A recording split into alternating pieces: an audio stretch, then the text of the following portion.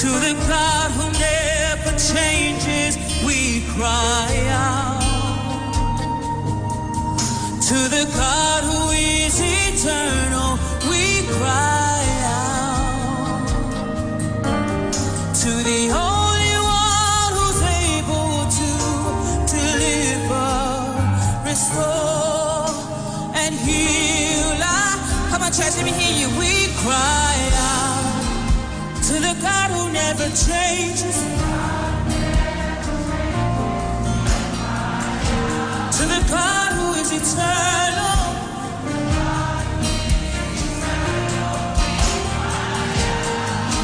To the only one.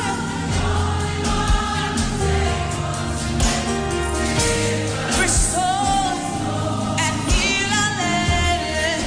See, we're calling out for it. Our soul love for you. You're the God. Yes, we're calling out to you.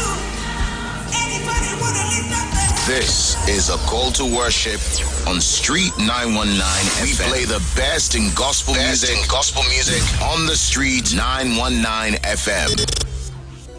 Oh, Jesus. Come on, don't stop.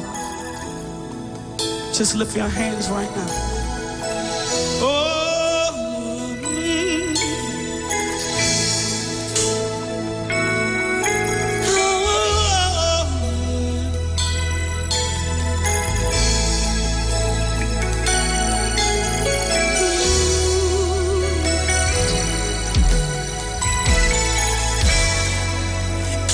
Altars where you need us. Take me there. If what you need is just an offering, it's right here. My life is here, and I need a living sacrifice for you. You're the fire, the refiner.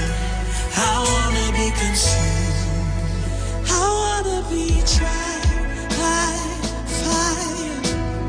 You refine, you take whatever you desire. Lord, here's my life. I wanna be tried by fire. You refine, you take whatever you desire.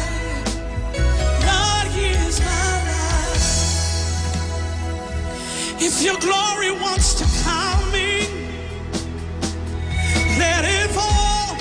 We want it all. Your fire is consuming.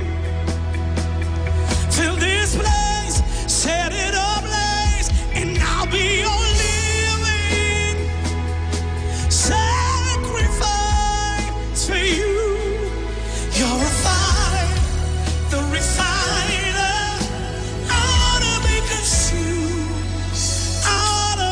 Try by see. You refine, you take whatever you desire. Lord, here's my life. I wanna be tried by fire. You refine, you take whatever you desire.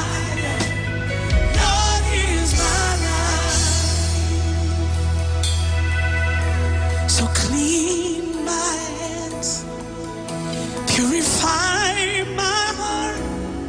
I wanna burn for you,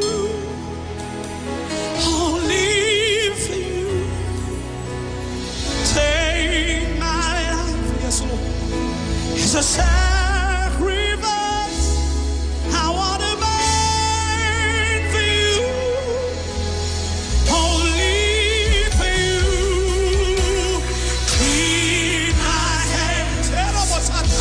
Purify my heart. I wanna burn for you, only for you. Take my life as a sacrifice.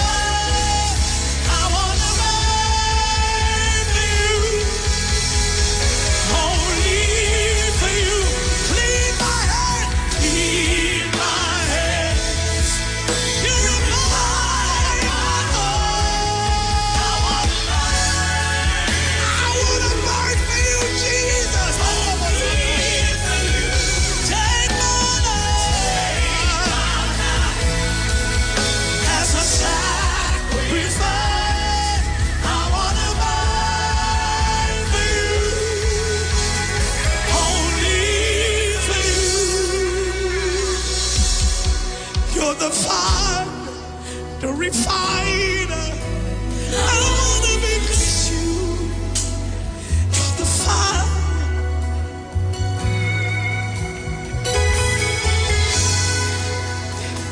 You're the fire, the refiner. I wanna be consumed. You're the fire, the refiner. I wanna be consumed. My life is not my own. To you I belong. I give myself to you. My life is not my own. To you I belong. I give myself to you. My life is not my own. To you I belong. You're the fire, the refiner. I wanna be consumed. My life is not my own. To you I belong. You're the fire, the refiner. I wanna be consumed. My life is not my own. You're the fire, the refiner. I wanna be consumed. My life is not my own. To you I belong. You're the fire, the refiner. I wanna be consumed. So take my hands, Take my hands, purify my heart. purify my heart. I wanna burn for you, I want to burn for you, only for you. only for you. Take my life Take my life as a sacrifice. as a sacrifice. I wanna burn for you, I want to burn for you. only. Oh, clean my head. Come on, purify my heart. We're not It's Monday morning, a brand new work week. your will be done. Oh, And I don't know where you're listening to me from, but wherever you're listening to me, I want to say good morning to you. I wanna Or it might just be afternoon wherever you are in the world. Music coming down from Mr. Samuel Dyer, and it's a song that I've grown to love and appreciate, and everybody know that I love Sammy, man. He's my really good friend and brother, and I miss him, I'll miss him a lot. I think he's one person I can say gone too soon. A really, really, really gem. A brother who, really loved God and loved, people. And, I just want to continue to send, love out to his family, his wife, and his sons and his daughter, But in life, sometimes these things happen and you have to learn to adjust and learn to grow into, accepting things that you can't change. So much is happening in Trinidad and Tobago, but not just in Trinidad, but the world. I have a guest in studio with me today. I want you to join me on the Street 919 FM Facebook page. Father, help me to be And on YouTube. another day. Music from Broadway Boys International. This way. The singer of the song is Pastor Luke. Long time used to just be Luke, but now it's Pastor Luke, Reverend Luke Commoner. Real, oh Jesus.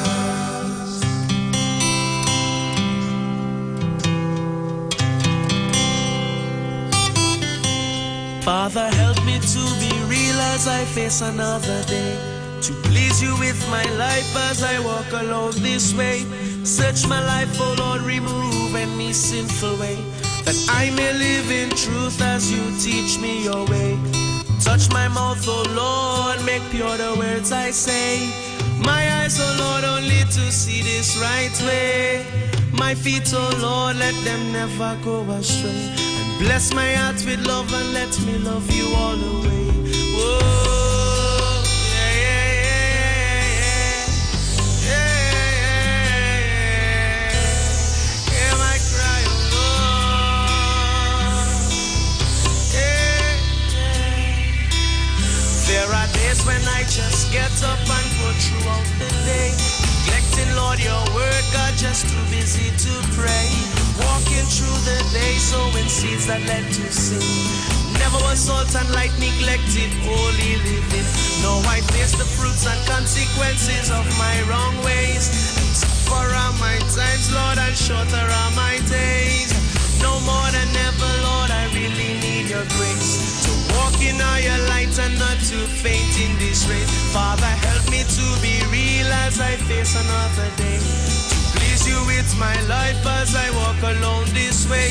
Search my life, oh Lord, remove any sinful way, that I may live in truth as you teach me your way.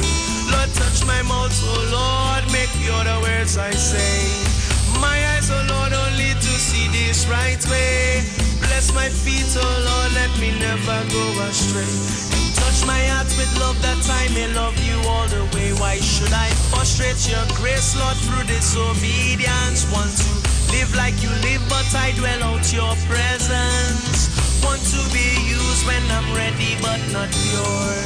Want to be filled, but my vessel ain't secure. Oh, seeking out your power, Lord, and your anointing. But how could new wine be poured into our old wineskin? You are the potter, Lord, and I am the clay. Mold my life and shape me, I pray today. Real, real, Jesus, help me be real. Real, real, Jesus, help me be real. Real in my mind, real in my heart, down in my soul. Oh, Father, down in my soul. Oh, real, real, Jesus, help me be real. Real, real, Jesus, help me be real. Real in my mind, real in my heart, down in my soul. Oh, Father, down in my soul. Oh, Father, help me to be real as I face another day. Please you with my life as I walk alone this way. Search my life, oh Lord, remove any sinful way, that I may live in truth as you teach me your way. Oh, touch my mouth, oh Lord, make pure the words I say. And touch my eyes, oh Lord, only to see this right way. Bless my feet, oh Lord, let me never go astray. And bless my heart with love that I may love you all the way. Oh, yeah, yeah, yeah, yeah. Oh, yeah.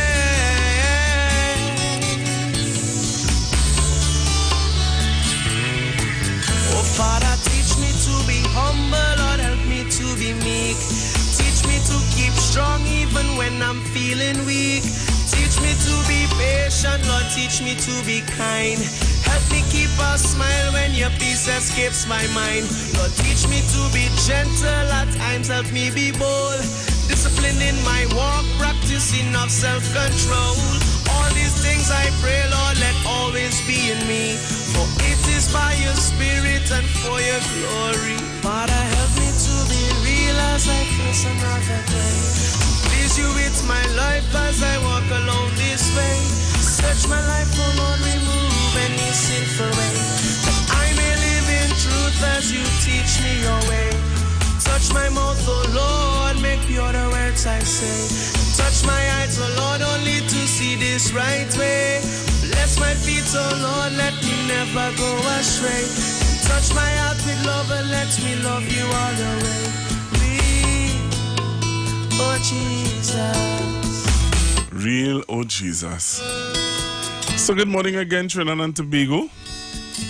It's always a pleasure to be here. Let me say thank you to Miss Sean, Felix, and Bruce Wayne for holding it down for the first part of this morning. And they are always on target and on the ball where current affairs and issues are concerned.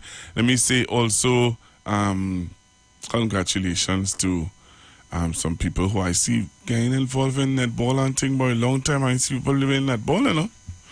And let me also send out some condolences to a friend of a family that I know so well, Miss Carol and Miss Ann, and the loss of Miss Ann's daughter, Renee.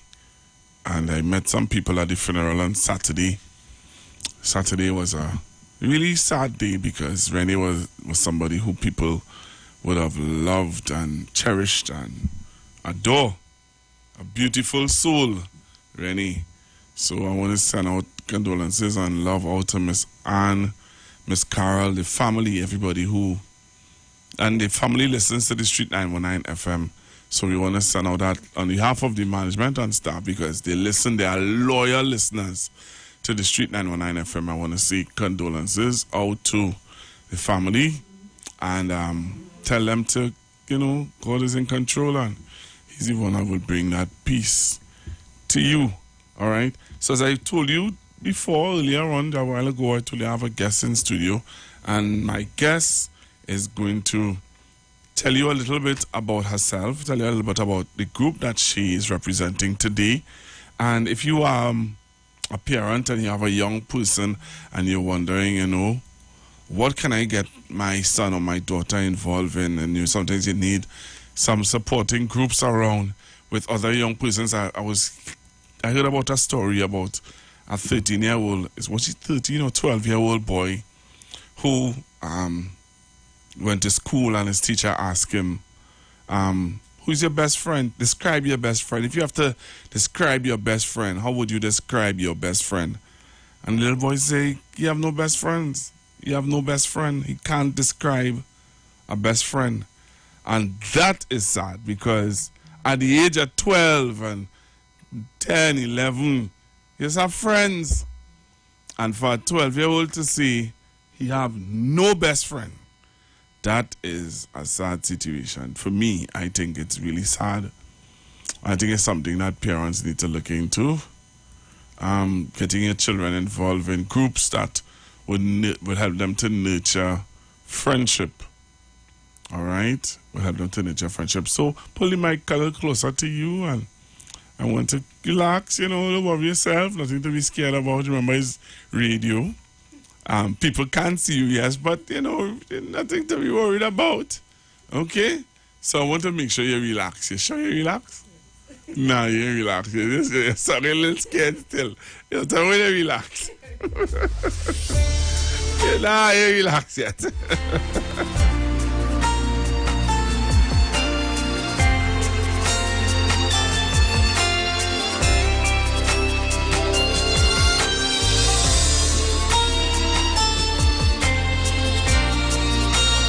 And 11. Yes, all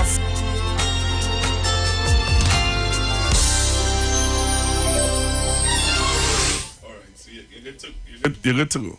Right. So good morning, ma'am. How are you? I'm fine, thank you.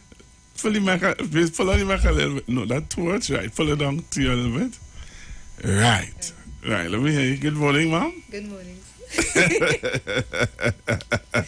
You're still a little scared. So tell me, you're here today representing an organization that is to youth development, really. Is just to help young. It's a voluntary group that goes around Trinidad and I believe Tobago also, soon to be Tobago. We actually have a... Your group in Tobago? Yeah, I'm in Tobago. Beautiful. So it's a group that is about developing and motivating young people to become who God has destined for them to be. Yes. And not by themselves, but to understand they are part of a community and they are part of helping not just themselves but others to become who God has destined for them to be. So introduce the group, talk about the group, introduce yourself, tell everybody who you are. Hi, my name is Akisha Lawrence Gittins. I am a proud mother and wife, Right. mother of 4. Yes. Right, I'm actually a business owner as well for Atadon Business Solution and a proud member of JCI Port of Spain, now JCI Trinidad. We are a youth-led organization. JCI is the name of the group? Yeah, Junior Chambers International. Junior Chamber International. So if you want to know the group that she represents is Junior Chambers International. Right. Trinidad, our arm is in Trinidad. We also have an arm in Tobago as well. Our organization has been around for over 100 years around the world. Okay. But in Trinidad, we've actually been around for 73 years. Okay. Right? We had different organizations, arms before throughout the country, and well, Port of Spain was the only one that was left standing. So because we do a lot of work all around Trinidad, we decided to change the name to JCI Trinidad to encompass and to test everything that we actually do and how far we actually reach. Right. We actually have national convention coming up in Dominica. Okay, so somebody going to represent the group in Dominica. So we're actually trying to get a full delegation to be able to go later on in October. Right. In Dominica is JCI West Indies Convention. Right. Yeah? So tell me a little bit about JCI. What are some of the accomplishments that JCI can boast about? We were the first organization here in Trinidad that brought JCI to the Caribbean. Okay. We actually also, I don't want to be quoted, but we brought KFC to the Okay. I don't know if that's a big... That's all right. But we have a lot of our past JCs are actually long-standing members in politics and so forth. Like some of our senators, and Senator Alison West, she's actually a senator in JCI as well. Okay. We also have the MP for Point Fortin, right? He's also a past JC. So we have a lot of persons in Trinidad who actually prominent who passed through JCI as well. So and then we have all those younger members that you're seeing coming up who you may have known, like Dennis Lord and so forth. So we here, and Akisha Lawrence, I'm coming up. Right, beautiful. Right? But everybody has the same foundation in the sense that as much as we in our own career and so forth we advance ourselves, we remember where we came from and remember that we have to be our brothers and sisters keeper and try to encourage other persons to, as you say, be the person that God has destined them to be. So what the program entail? Can you give us an idea of okay, so let's say I sign up my son to be a member of Jesus. What are some of the things that I can expect coming, improve some of the improvement in my son's life? What are some of the things that you all offer for young persons, especially to be interested in the program? What? Well, we have a lot of training that we do, some personal development training courses such as public speaking, entrepreneurship, project management, different things. And once persons within the group express their interest in some of the courses that they want to learn, we actually go out and get persons to facilitate. Actually, and within JCI, we have persons who also facilitate courses based on what our membership may need and what we believe that our society at that time needs as well. So even peer counseling and so forth. We go into the community, as I said, and we do a lot of community service work. So right now, we have our Adopt a Home project where we adopted the Rainbow Rescue Home for Boys for this year. So we're doing some repairs on the property, as well as we doing the same training with them, because we don't want to leave there just giving a nice building and not actually having the boys have something that they could take away from and put into their own lives and further develop themselves. All right, so we're still looking for some donations as well to continue to do some to the work on in the home. So if anybody wants to donate items, we're here. You can reach out to us. I'm seeing somebody saying that he's a former JCI member. Yes, you see. Yeah, there's somebody on the live who's saying that he's a former JCI member. Yes, he shouldn't be former. Come back and help. Come back and help us. So if you want to make donations towards repairing the home, or you could reach out to me. My telephone number 765-5033 or send an email to the club email address, which is juniorchambertnt@gmail.com. So if you want there's some young people who you know we should get involved, or you want them to get involved, they can call those numbers too. Yes, and we actually you'll be able to. Yes, and we actually having an entrepreneurship market that is coming up soon actually on Republic Day, 24th, at Woodford Square, where we have a lot of vendors, young persons coming, showing off their products, their services. So the people could pass through. It'll be running for 3 days, Friday, Saturday, Sunday, this weekend here. So they could pass through and patronize. So this weekend, the JCI, yes. Youth, all the entrepreneurs who are part of the JCI organization. From the organization, and we also extended it to other persons. Trinidad, yeah. So young persons, entrepreneurs. Yes. Who they may a baker, whatever sphere in life that they are in, you all have given them an opportunity now on Woodford Square to come and showcase their products and services. And we're actually also partnering with the Mayaro Youth Council, and we're also going to do the same the same entrepreneurship market with them. That will be from the 30th of September. It'll actually run for a week, where we will, during the week, we'll also have a live training session as well, teaching persons how to register their business and so forth. Yeah. And at that market, we're actually going to have persons there who, persons who come into to patronize will be able to ask questions on how to start up their business and so forth. You know, how to get investments and so forth like that. So it's going to be a big thing, and that will be done. That segment, as I said, will be on the 30th of September. Right. But down at Mayaro. Yeah, I think we're going Mayaro, Rio Claro, and Guayagari. So we're hitting the Farport, yes. Right. And then when you're coming up, so you're taking it to different communities? Yes, and we're spreading out. Beautiful. Yeah? That's something that you need to continue reminding us about, so that people who have business ideas and stuff, so you're giving them ideas of how to also get funding. How to get funding. Yeah. So, we being our brother's keeper. Right. So, to encourage everyone to not just develop, it's a holistic, we try to have that holistic development for youth. Right. So, spiritually, your professional life, your career, and you being a good, upstanding citizen on the whole. Yeah. Okay, so it's a holistic thing, group. So tell us, so you all have male, young men, young women, and how the young men have been gravitating to the group, because we seeing where there are some issues with young men in society today. So how are you all being able to gravitate or get the young men to gravitate to the group? Well, this is why one of the reasons why we chose the St. Michael's Home for Boys. Okay. So it was it was one way to kind of show reach out to persons reach out to a group of men who may not have been, I wouldn't say exposed to certain things, but just to kind of add a little more exposure to what they already have, and try to encourage them to join the group further and see what their interests are and try to expand a little more on that. In addition, we have our current members who they also volunteer with other organizations, and through their interaction they bring members to our club as well.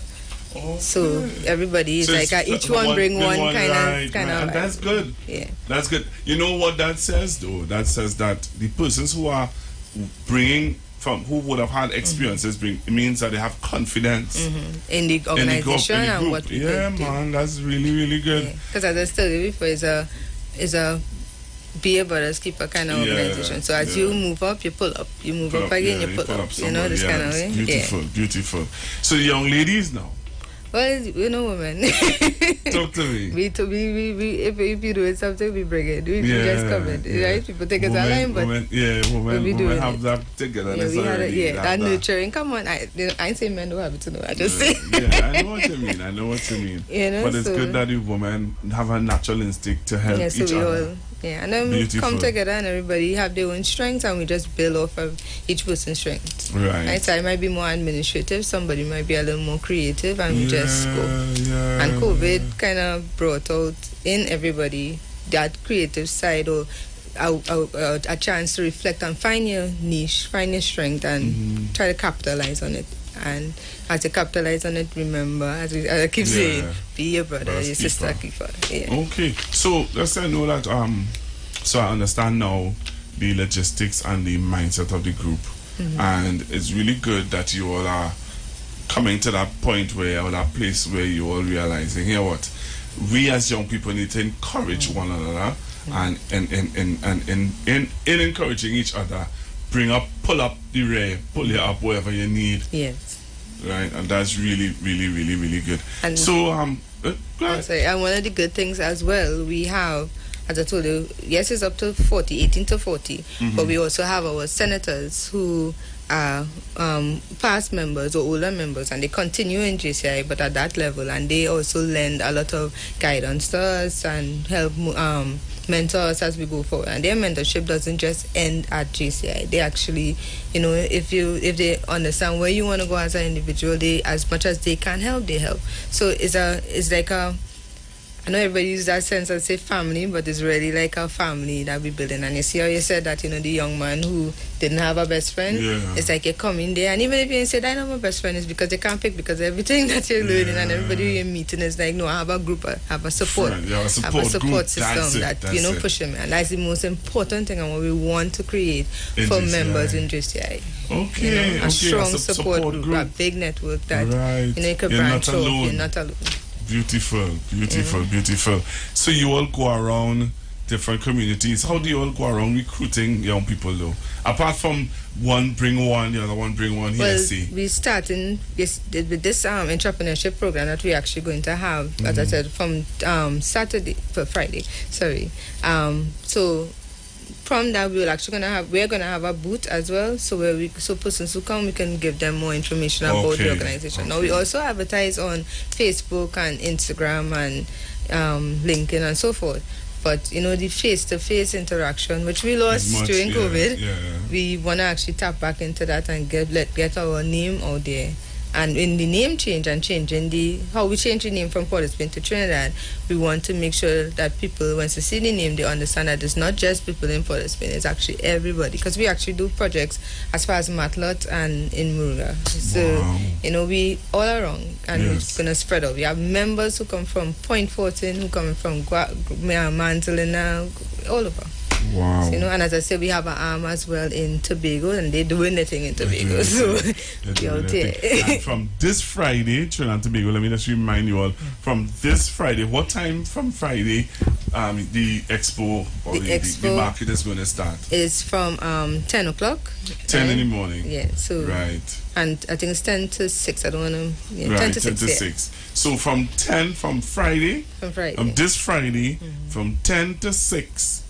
They're going to have an expo on Woodford Square where you will see young people showing their gift and what they can do, all different spheres of life. Persons with hair product, for natural hair. So, I mean, I know that is something that hard to find. Yeah. Get a beard oil for your beard too. No, come pass you, you'll see. Come pass you. Come on, say I can just say, man. Yeah, man. I come in Friday. I call your name.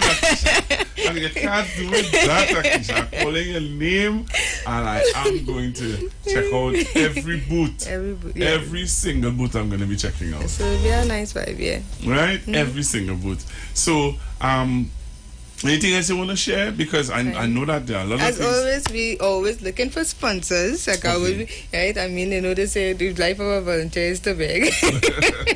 Right? So we always looking for sponsors. So anybody who wants to sponsor towards this event, especially, you know, tables, chairs, tents, we looking for it, as well as for the project that we have, the adopter home. Anybody who wants to sponsor any items such as sinks and those kind of things, they could reach out to us and we will take it from there. We always look to partner with good citizens in Trinidad and Tobago, so we're here. Right? Okay. So give out the numbers again, just in case somebody missed it and somebody now joining us and they want to know what it is Google talking about with this young lady. What is this project all about? Just tell them again who you are and give out your numbers and just give them an idea again about the expo that's happening this Friday. Yes. So again, is Junior Chambers International, Trinidad. Our telephone number 765-5033, and our email address is juniorchamber.tnt at gmail.com. If you want to donate towards our event is the Youth Entrepreneurship Market, which will be held on Friday, also from Friday on the 24th of September, 25th of September at Woodford Square, Port of Spain, and we also have our Adopt a Home project, where we are doing work at the Rainbow Rescue Home for Boys in Maraval. If you want to donate constructor and items towards that project, you can reach out to us and we'll partner with you and take it from there. Yeah. All right, thank you very much for being with me, and you see, you relax, you know to go. All right, I told you that to know. Look, you still you're ready to go now. You want to take some calls? Let's take some calls. We'll take some calls this morning. Let me hear from those of you who are listening. What are your thoughts about what you heard so far? All right, so you can call us on 342-0081, 342-0081, 771-1791, 771-1791, and 466-5391. So give us a call and tell me what are your thoughts about what you just heard. I have a very big God, and He's always by my side. That's why I do big things. Hallelujah. There's nobody bigger. Say, there's nobody bigger than you. Nobody can love me. Nobody can love me like the way you do. Took away all the pain of my yesterday. Took away all my pain of my yesterday. Supply. You supply all my needs each and every day. I don't want to go a day without giving you praise. There's no other God for me. There's no other God for me. Save my soul, give me Save my hope. soul, give me hope, give me liberty. There ain't nothing that you can do. There ain't nothing in the world that you can't do. Everything that I have comes from you. Gonna Wanna sing. sing, gonna clap, wanna give you praise. I have a very big God. Oh. Yeah, yeah, yeah. He's always by my side. Oh. Yeah, yeah, yeah. Never leave me lonely. Yeah, yeah, yeah. He's everything to me. Oh, I have a very big God. Oh. Yeah, yeah, yeah. He's always by my side.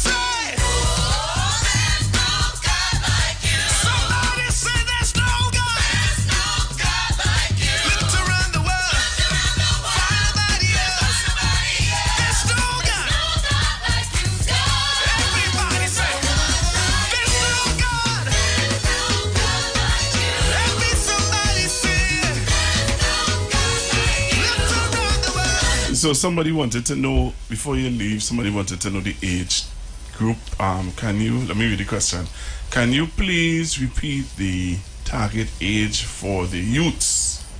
Will be from age 18 to 14. To 40. 40, All sorry. right, so from age 18 to 40. To 40. That's the age group target. For members. For but if membership. they want to come in from younger, meaning like, 16, 17, and they want to start doing work, they can Right, come. they can come But in. to become a member, Yeah. a pinned member is from 18 to 40. What are the benefits of being a member apart from all the things that you all do? Well, being a member, that's the thing. You see, even if you come and you're helping, you could still go to conference. You could still be sponsored for stuff. Okay. You could still be. You still get the same benefits. But I mean, being a PIN member, you could start. You could actually go up on the board, be a board member, and actually serve on the West Indies board. Okay. And so forth. But you could do that, as I say, as a PIN member. Yeah. All right. So what you will do, give us your number one more time. 765-5033.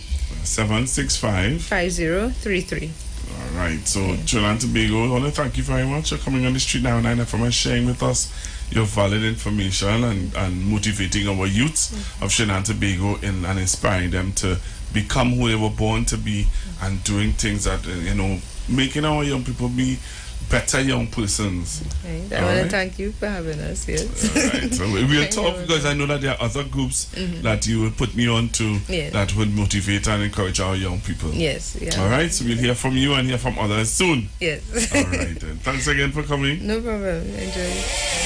My God is good. Oh. Hey, my God is good. Everybody clap your hands. Let's go. Here we go now. Ucha. In the morning when I wake up, and I will sing my praise unto you, my Lord. And I will shout and dance to you, for you have been my help from not to live. Come on. Hey, your God is good, oh. My God is good. Oh. Hey, your God is good, oh. Here we go. My God is In the morning when I wake up, and I will sing my praise unto you, my Lord. Hey, I will shout and dance to you, for you have been my help, another level. Yeah. Trinidad and Tobago, the thing start. The thing start with Fali. Ole, join me on the live. I'm going live to the THA special sitting. All right? I'm going live to the THA special sitting today. So, share the live, come on the live, tell somebody they need to come on the live to see the special sitting of Nominations. Madam Presiding Officer, I wish to nominate Mr. Watson Solomon Duke.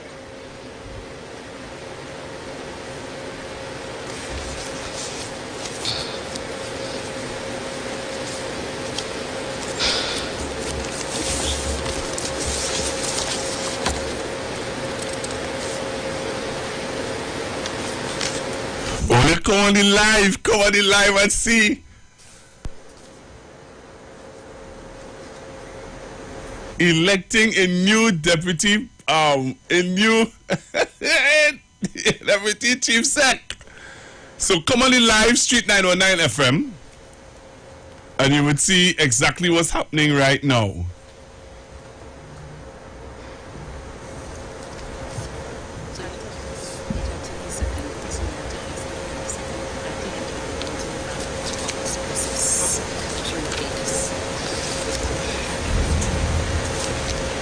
May I have a seconder? Will a seconder now rise? Madam Presiding Officer, I beg to second the nomination of Mr. Watson Duke as Deputy Chief Secretary. Madam Presiding Officer, on a point of order, the election of deputy. On a point of order, Excuse me, I'm on my feet. Member, On a point of order, Madam Presiding Officer, the election of a Deputy Chief Secretary can only be held among the elected members of the House. I agree. The seconding of this election can only be done by that of elected members of this House. Unfortunately, Ms. Petal Daniel Benoit is not an elected member of this House.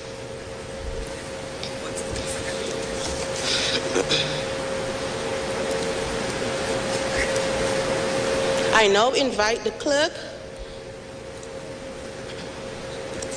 With there be no other nominations, I now declare Dr. Faith B. Israel the duly elected Deputy Chief Secretary. The clerk is now invited to read the oath of office to the new member, the oath to the new of a new member to the duly elected Deputy Chief Secretary. Oath of allegiance of a new member.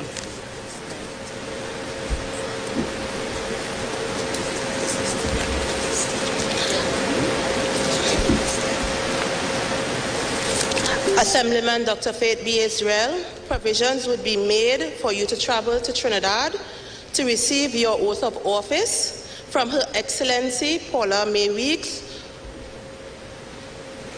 The honorable members, this House now stands adjourned.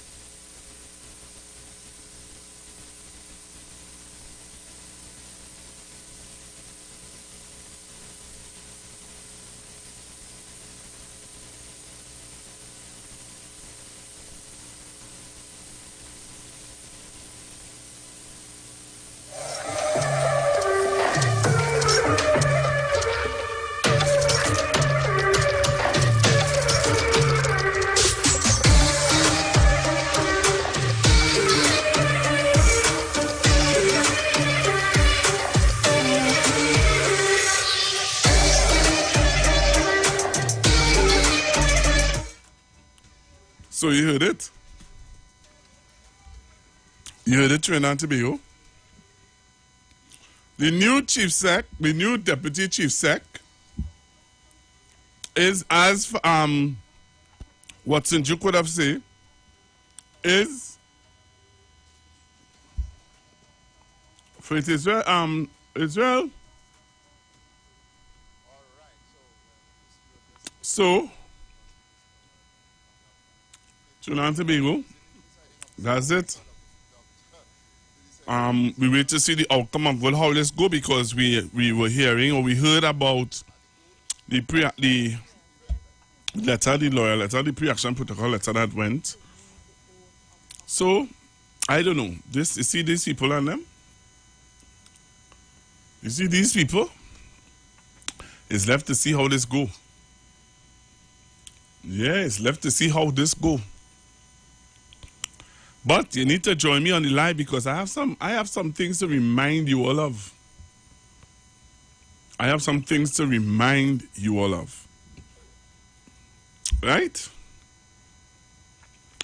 So I want to start with this video.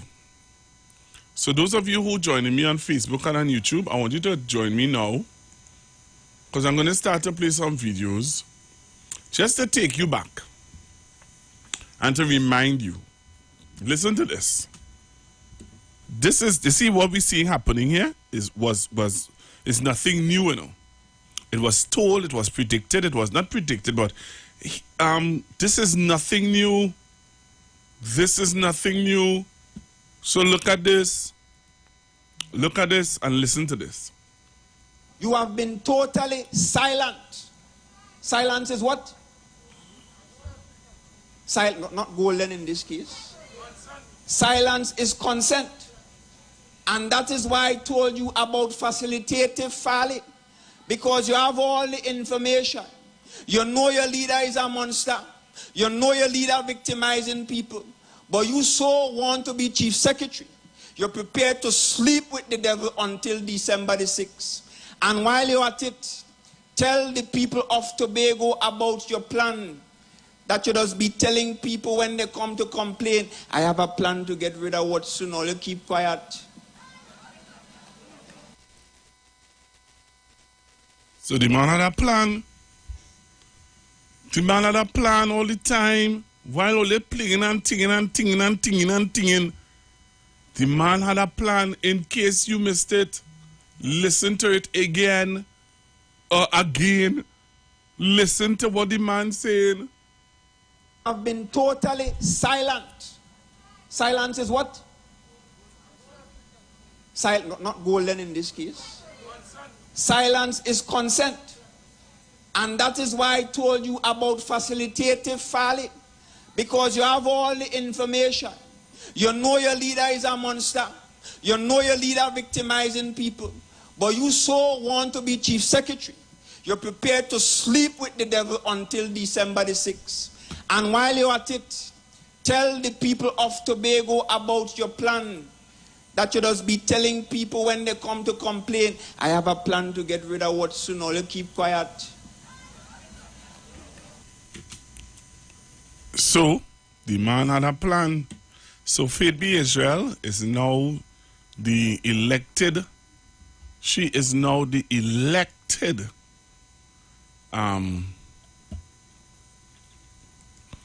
she's now the elected deputy chief sec in Tobago. Well, there's something wrong, you know. Something ain't right about this whole thing, eh? Something ain't feeling right. Something just not right. But I have to go for a break. When I come back from the break, I'm going to remind you all about some things that I am concerned about. I'm going to remind you all of. Coming back after this. You've got bills to pay, and so do we. Let's go pay some bills on the street 919 FM.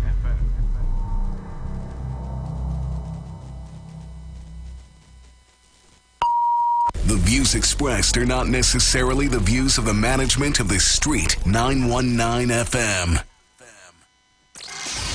The Diamond Jubilee Calypso Monarch. Our 60th independence celebrations continue with the Diamond Jubilee Calypso Monarch competition.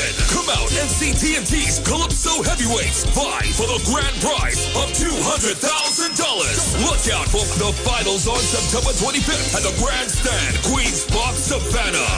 Who will take the crown of the Diamond Jubilee Calypso Monarch? For more info, contact the Tuco head office at 623-9660 or follow us at Forging Forward TT on Facebook and Instagram. The Diamond Jubilee Calypso Monarch.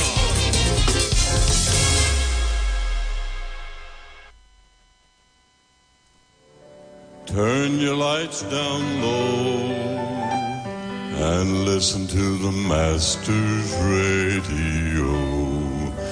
Get in touch with God. Turn your radio on.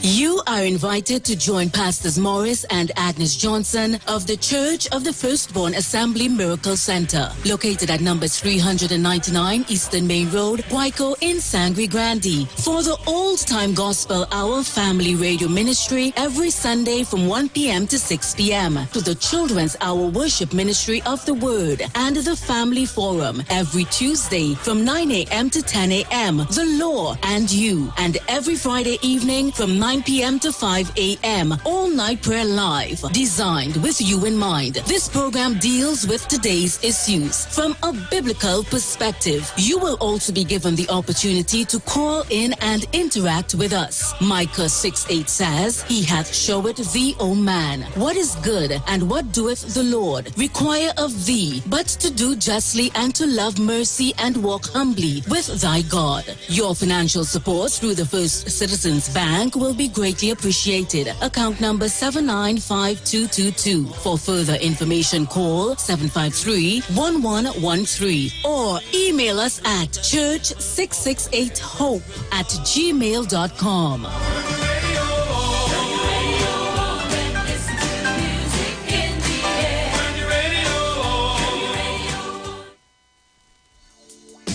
Reggae rocks Sundays featuring MC Duke and Selector Kutchi present Reggae and Rockers.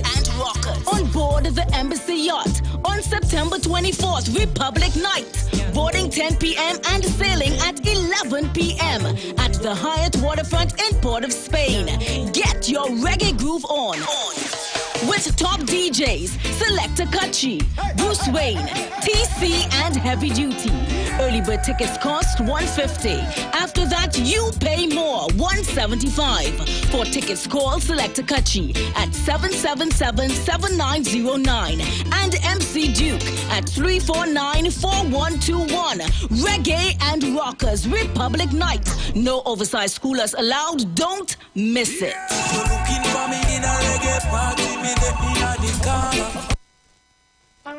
Hi, Trinidad and Tobago. This is yours truly, Pastor Charles, streaming live from Port of Spain, Trinidad, Maraval Road, 91.9. Our services start from, 12 midnight to 5 a.m. in the morning from the first, the second, and last Wednesday of the month.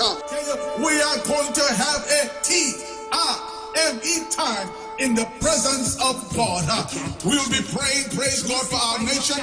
We'll be praying for families. We'll be praying for those that are sick and those that are in need. Tune in to the best station, 91.9 FM Street Live, Port of Spain, Maraval.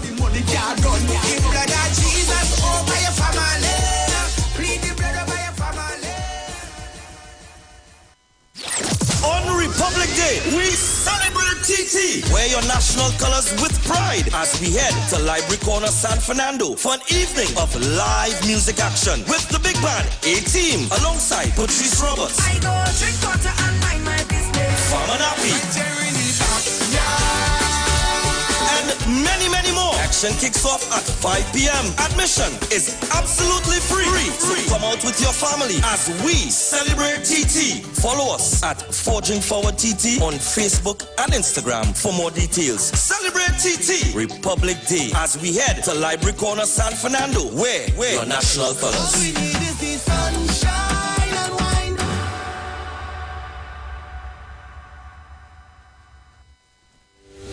Job Optimum Health and Wellness. Are you sick and tired of being sick and tired? Get your Bioplasma Diagnostic Full Body Scan. Examines all of your organs in a single session. 95% accuracy. It's painless, non-invasive, and affordable. Call Pastor Job at 350-2628, 767-1031, or 275-6300. Sick and tired of being sick and tired? Get your Bioplasma Diagnostic Full Body Scan at Job Optimum Health and Wellness.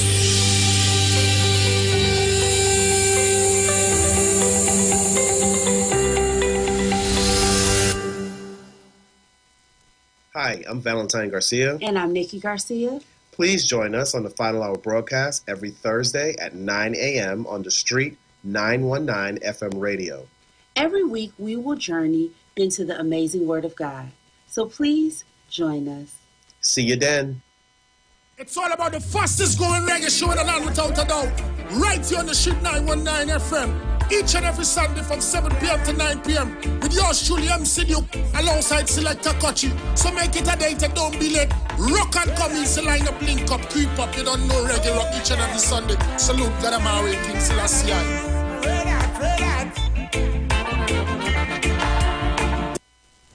Share the live. Share the live. The Street 919 FM on Facebook and Instagram. Share the live. Iowa George on Instagram. Share the live. Iowa TV and Street TV on YouTube. Share the live. The Street 919 FM.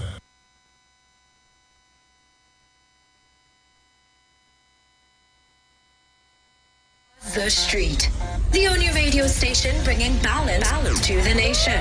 91.9 FM. Follow us on Instagram at The Street 919 FM.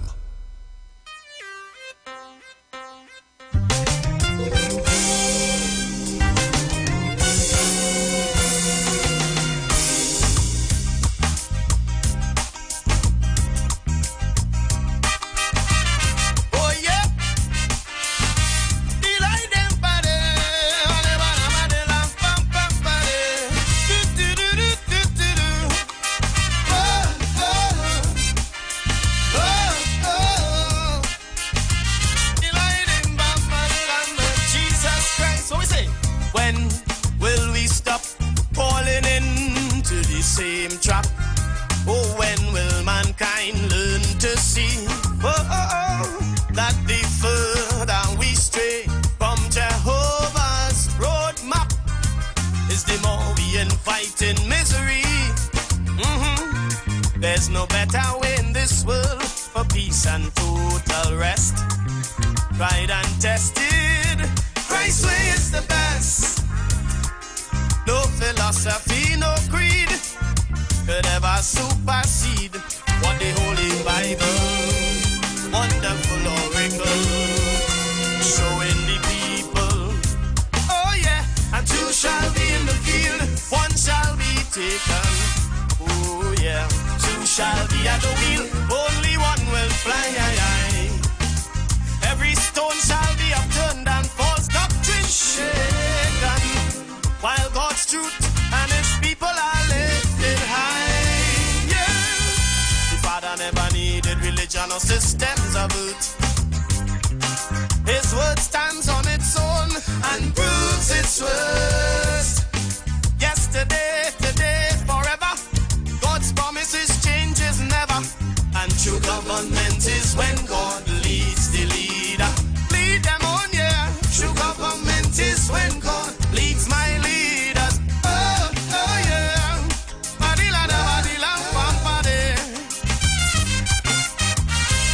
Serious thing now. Well, hear the message in the reading word. Oh yeah. Problem number one is so plain and simple. Religion, it has sentenced God to death. With falsehood and folly, they blindfold simple people for power and the profit that they get. Some would burn you at the stake, rack you and wheel you out for mere denial or even doubt. With violence and bribery they try. Is your soul they want to buy? But Jesus said, come freely, all who labor and are weary, come rest in me. Christ say, rest in me. And I say, two shall be in the field, one shall be chosen. Oh yeah, two shall be at the wheel, only one will fly. Man, every stone shall be upturned and false government shaken, while God's... All right, let me say congratulations to my boy Sean Daniel, who would have made it into the finals of the 60th Jubilee competition, Monarch competition. Him and Karina Shea for also making it into the finals, and also Mr. Chucky Raven, and also we had Mr. O'Connor. I'm going to get the list. Going to try to get the list and let you know. So yeah, what now? Let me talk something here. You know, a young man, I was just chatting with a young man outside the studio, and he brought something to my attention that I didn't even think about. All right, so this is like my wow moment. Let's talk a little bit Trinidad and Tobago. Join me on the live, because I also have some videos that I have some concerns with it. So let me say, so it's Dr. Faith B. Israel is the new Deputy Chief Secretary. All right? So Dr. Faith B. Israel is the new Deputy Chief Sec in Tobago. Well, that is for now, until the drama starts. When the drama starts, then we will really know who is who. But hear this now. Let me talk a little thing here before I jump into some videos I want to show you all. So the young man was asking me outside the studio just now. He said, Pastor Google, he said, but I try to understand the situation with these people and who would have gone on the trip to America. He said, did the Tobago House of Assembly send them to the trip? So, you know, I go in with what Fally say. So I told him, well, no. The House of Assembly didn't send them on the trip. they went on the trip. They arranged a trip to go and showcase Tobago. But then he said to me, okay, but they could organize a trip to go to Tobago. And, you know, he questioned me a little bit now. And I sat down and I said, well, wait now, what you saying making sense? Because, listen to this, eh? Hey, look, press conference. Sorry, I'm going to the press conference. Common sense, which I hope everyone had. But more than that, that's solid. Sorry about that. We're going straight to the press conference. As secondary nomination by the minority leader, the nomination that I placed on the floor remained unchallenged. Hence the declaration of Dr. Iwer as the Deputy Chief Secretary. Secondly, I wish to point out that I have been very deliberate in my communication with the media and with the public. In fact, since this development started, I gave one press conference, one radio interview, and one newspaper interview. That's all I gave. My silence, which I treat as being golden, I think was absolutely necessary to ensure that the business of Dominic Tobago did not get muddied with all of the back and forth. And I did not think that the back and forth was necessary, given some of what we're hearing in this space unfounded. Well, all of what we're hearing in this space is really unfounded. Just to make some things clear, number one, I have not been to the EBC, certainly not as yet, but I have not had any visits with the EBC or meetings with the EBC, either in person or by proxy, and I need to make that clear. Secondly, I wish to use this platform to categorically denounce and deny some extremely wild allegations that I have seen made by the now former Deputy Chief Secretary with regards to collecting bribes or collecting monies elsewhere. Let me indicate that I have already been in consultations with my lawyers, inclusive of a King's Counsel. Yes, we no longer treating the King's Counsels. Inclusive of a King's Counsel, and I intend to pursue legal action that will treat with that matter, which means that I will not be wasting precious time to debate these falsehoods in the public space. Thirdly, after the oath of office is taken, because Dr. Iwer is only the Deputy Chief Secretary-elect, after the oath is taken, I will be in a position to issue a release that will indicate how we will treat with the responsibilities that were previously assigned to that of the Deputy Chief Secretary. Because Dr. Iwer will retain her secretarialship of the Division of Health, Wellness and Social Protection, in addition to the title of Deputy Chief Secretary. But there are some extremely critical areas that the Office of the Deputy Chief Secretary was charged with managing that has to be managed post-haste, one of which includes the matter of Tobago's autonomy, which we are seeing is resurfacing now in this upcoming parliamentary session. I am in a position to advise that I have taken on, and that's a past participle, I have taken on as some advisors in the space. And I can tell you these advisors are gratis for the most part, meaning that they're not charging me any money or the Tobago House of Assembly any money. In this space, Mr. Patrick Charles, Ms. Ingrid Melville, and Mr. Alan Richards, who I have been meeting with and who have been giving me some advice, in particular with the matter treating with autonomy. And almost immediately, that grouping will expand to include all voices. One of the things we will do almost immediately is to bring all the voices in one room, whether you are secessionists, whether you believe in any autonomy at all, in one room, without any camera, lights, or microphone, and certainly no good ones, so that we could talk this thing out and ensure that we are as Tobago as an island, we are going forward with one singular position on the matter of autonomy. Let me also bring to your attention the fact that a lot of what you see in this space, all of these noises, are actually sponsored noises, and I have not just reliable information, but irrefutable evidence that a lot of this is sponsored by those who do not want to see me bring before the Tobago public matters concerning the audit report, which I will be delivering to the people of Tobago on Thursday. From here on, I want that it will be brought to the public's attention and full view of the public come Thursday.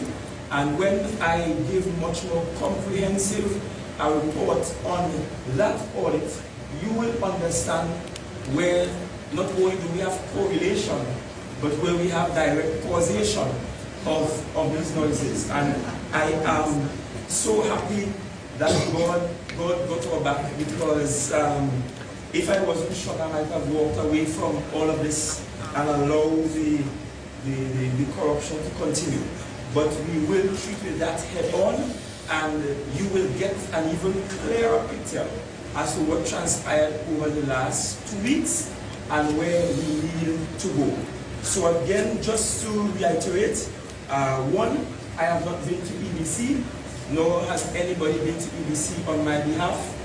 Secondly, I am categorically denying all of the claims that were made about bribery, corruption, and some wild and, what I must say, hysterical allegations about putting money to airports. I don't know if they understand that my bags are always checked in Trinidad coming to Tobago. I don't know if they are not supposed to check it, but my bags are always checked for some reason, and I always allow it because I am not toting anything that is a contraband. Thirdly, subsequent to the oath of office, you will get a release about how we will dispense with the responsibilities associated with the office of the Deputy Chief Secretary. Then the fourth thing is that with regards to the sitting on Thursday, I will make that it's a regular meeting of the House, but I will take that opportunity to give an extensive report on the audit findings that we have to date and the step forward. The steps that we have to take forward, and I will be presenting to Tobago some very landmark solutions in terms of how we ought to treat with those matters on the island. At this point, I will take your questions. Bear in mind that we do have a 12:25 flight. I know that there is dissonance in the space about who should give the oath. Some individuals, like my good friend Mr. Charles, believe the oath should be given by the presiding officer. Some believe the legal opinion and advice that the president gave the last time we were at this juncture was that the president should be giving the oath. And so today, both the president and the presiding officer will be present for this to ensure that that is dispensed. And just in case you wish to ask, all lawyers with sense and any knowledge of law has dismissed as a nuisance the letter that came in the dead of night seeking to stop the sitting today.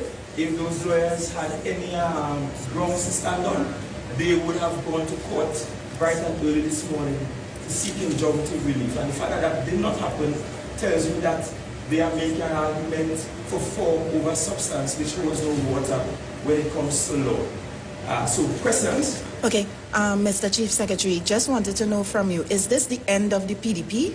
And my other question, in terms of Mr. Duke, because you said that you intend to take legal action, is it that you already have prepared or sent off a pre-action protocol letter? The pre-action protocol letter is being prepared as we speak.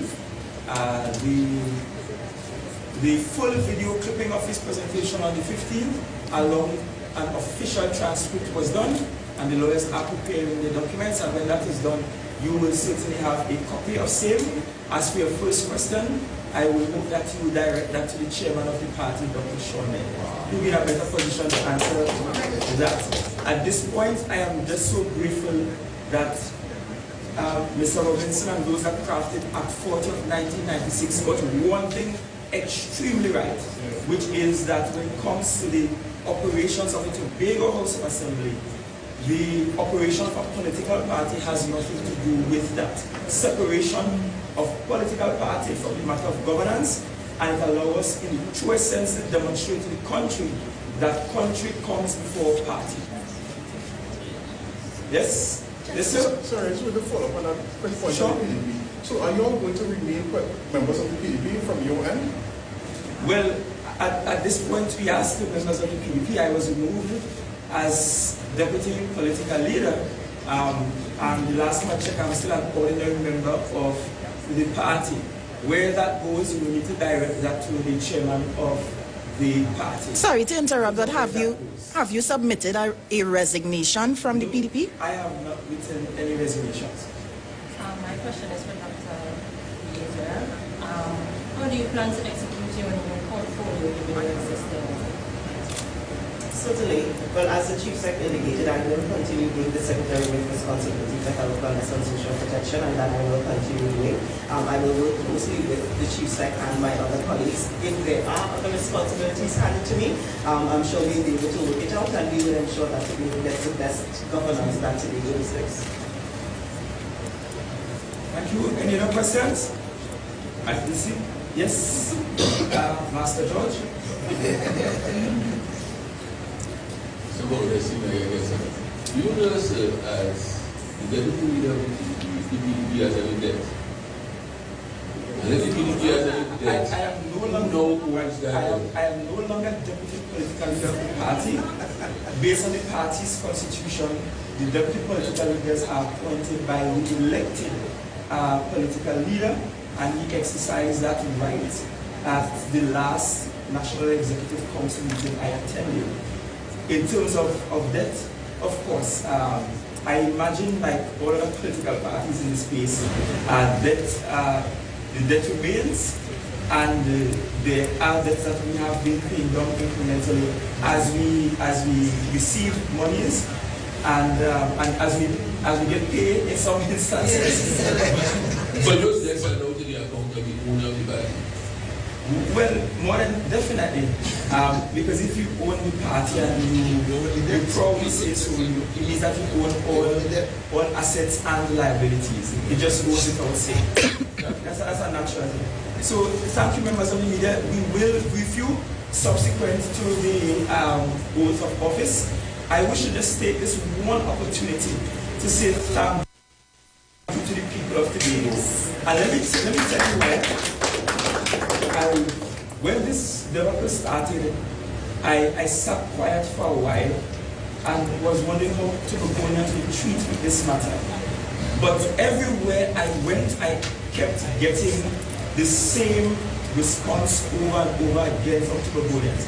And it was twofold. On one instance, they were saying two words, stay strong. And the second instance, they were all saying some variety of, we're praying for you, we're with you, don't worry, this will work out. And it tells me that Tobagonians are rational, reasonable, logically thinking, smart people who understands how to separate things. And so I want to give a nudge, an ode to a very intelligent population that is Tobago. And thank you for your continued support on behalf of the team.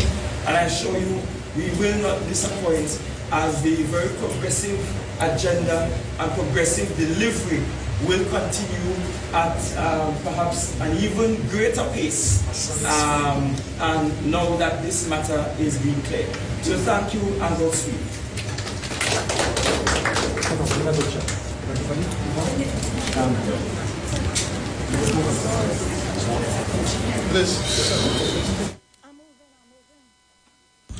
All right, so that was the press conference with the Chief Secretary, Deputy Chief Secretary, Pastor Terrence Baines, and everybody there. I want to say something at Trinidad and Tobago. Something about this ain't really right. I just want to say that.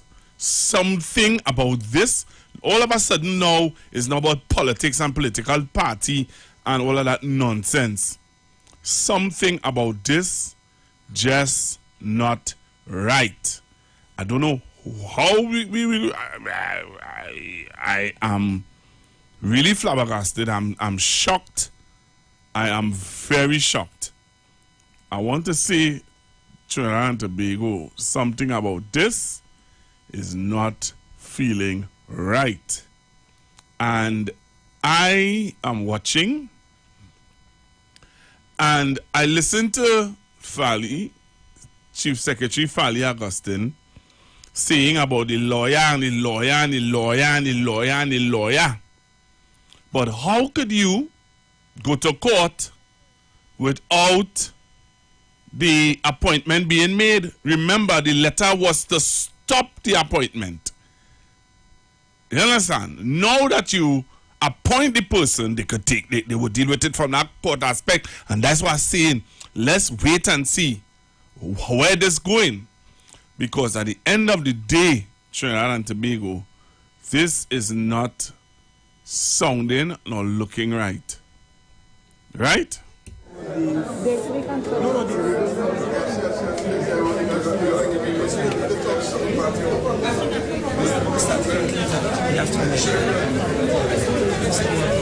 So what I'm going to do, yeah, because next Monday is also budget, so we can't come with the budget, so literally Monday right after.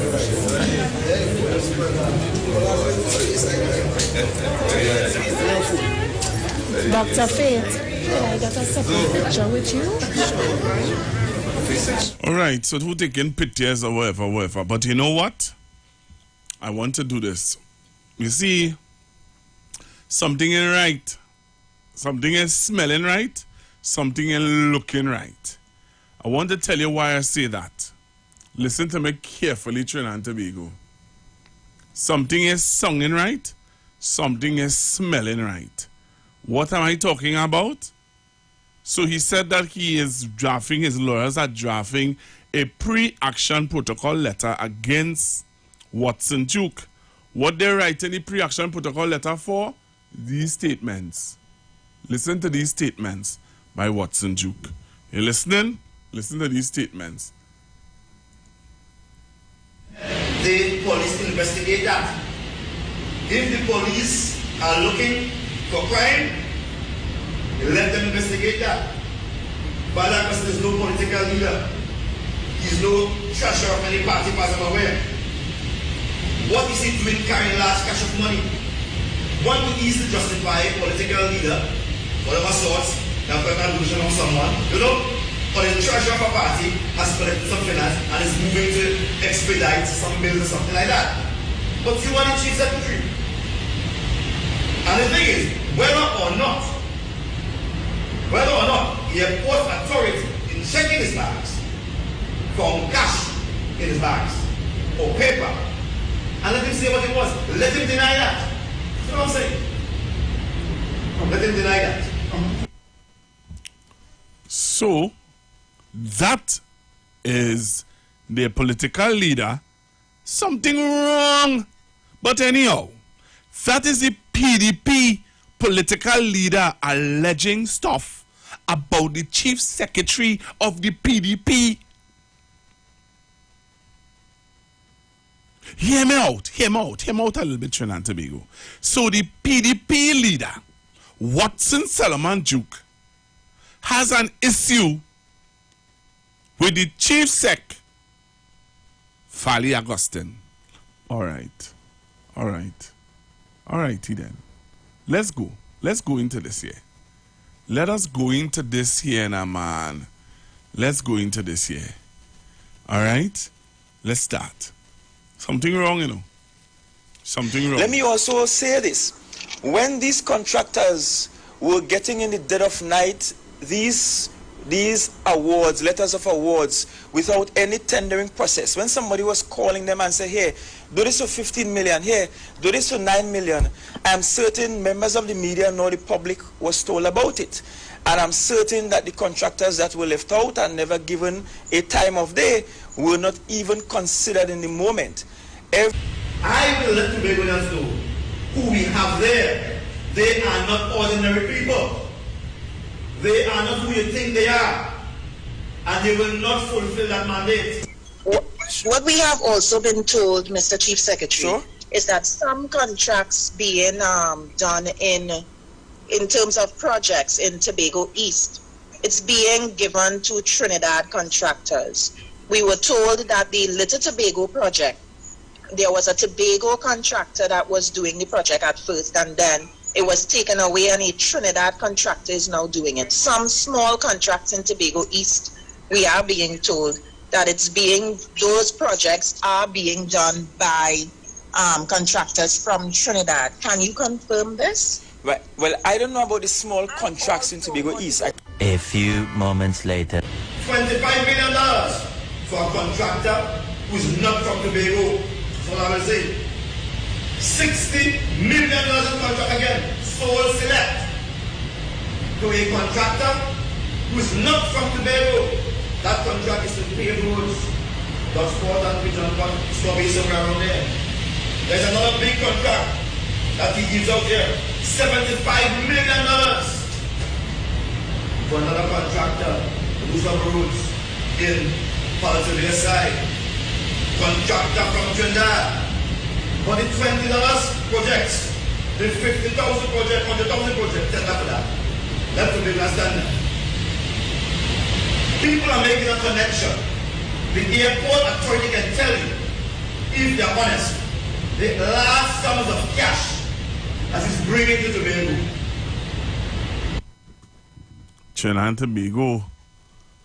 Trinidad and Tobago. But you see, all of this bacchanal that happening with Watson, you can folly. All of this that is happening with Watson, you can follow. You all remember when we were told that we had to defend Watson Duke at any cost? You remember that? You remember when I saw people laughing and clapping and thing, boy? I remember this. Will you remember this? And Watson Solomon Duke every step of the way. I'm not looking for friends. I'm looking for money. I'm not looking for friends. I'm looking for money. We must defend him. There's some dirty stinking girls. These are my dirty stinking girls. I find you all an answer in me now. Say we must defend him. Their pension plan is not registered with the central bank. In another country, he would have been making a jail by now. We must defend him. I'm asking all niggas, all black people. You can see the way they catch monkeys is that they give them something to hold. We must defend Watson Solomon Duke every step of the way. As if Duke pelt up candle at you, like you nearly get burned. As you nearly get burned from a candle, Duke pelt. We must defend him. Mr. Duke has been in office since 2009, and we have not seen a change at all to his Idi Amin dictatorship. Yes. We must defend him. As a politician, I have an expectation that is extremely high for myself, for my colleagues. This looks totally hot. We must defend Watson Solomon Duke every step of the way. Mr. Duke was officially charged on Sunday with 1 count of rape and 4 counts of sexual assault. All charges were laid indictably, so he was not called upon to plead. I find you all an answer in me now. Say we must defend him. That ain't happening again. That was supposed to happen, but that ain't happening. Remember, I am looking in, I am looking in, and I'm telling you all, something just ain't right. Listen, you know, I just refreshing all the memory. Listen to this. You are presenting us exactly why this is about personality, because we are talking about the potential leadership or poor leadership, as you see it, of Tracy Davidson Celestine. By the same token, whatever people may feel about you and your style, you also have to address Watson Duke and his track record and the evidence that has come out from the High Court matter in relation to PSA. So even if you call it a campaign of distraction about Watson Duke, politics is about personality. In every part of the world, it's about personality. Sunduk is not leading the team for the today House of Assembly elections. I am leading the team for the today House of Assembly elections. In fact, if you have been around in today, when you realize that Mr. Duke has been almost very absent from the body politics of the meeting. You really want us to believe, Ali Augustine, before we conclude, because we're almost on 7 o'clock, that you are going to sanction Watson Duke if wrongdoing is actually proved on his part? You are going to do that? I'm saying, I don't want you to believe it, I want you to know it. Bishop Augustine has a lot to learn, he has a lot to unlearn, and we have to secure his seat. We can't have no pie in the sky and feel he has achieved it already. It's not a walk in the park. It's not like he's ready. He's not ready for the position.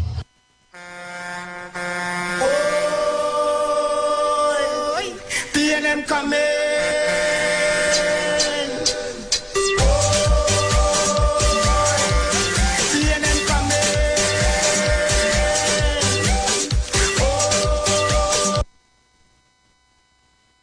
You are presenting us exactly why this is about personality, because we are talking about the potential leadership or poor leadership, as you see it, of Tracy Davidson Celestin. By the same token, whatever people may feel about you and your style, you also have to address Watson Duke and his track record and the evidence that has come out from the High Court matter in relation to PSA. So even if you call it a campaign of distraction about Watson Duke, politics is about personality. In every part of the world, it's about personality. Watson Duke is not leading the team for the today House of Assembly elections. I am leading the team for the today House of Assembly elections.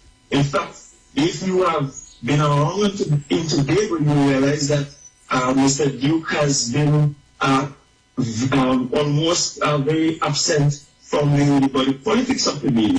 You really want us to believe, Ali Augustine, before we conclude, because we're almost on 7 o'clock, that you are going to sanction Watson Duke if wrongdoing is actually proved on his part? You are going to do that? I'm saying, I don't want you to believe it, I want you to know it. Bishop Augustine has a lot to learn, he has a lot to unlearn, and we have to secure his seat. We can't have no pie in the sky and feel he has achieved it already. It's not a walk in the park. It's not like he's ready. He's not ready for the position.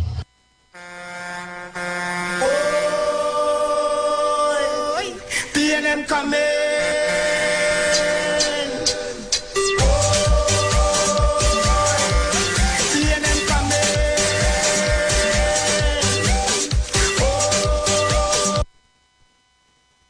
You are presenting us exactly why this is about personality, because we are talking about the potential leadership or poor leadership, as you see it, of Tracy Davidson Celestin.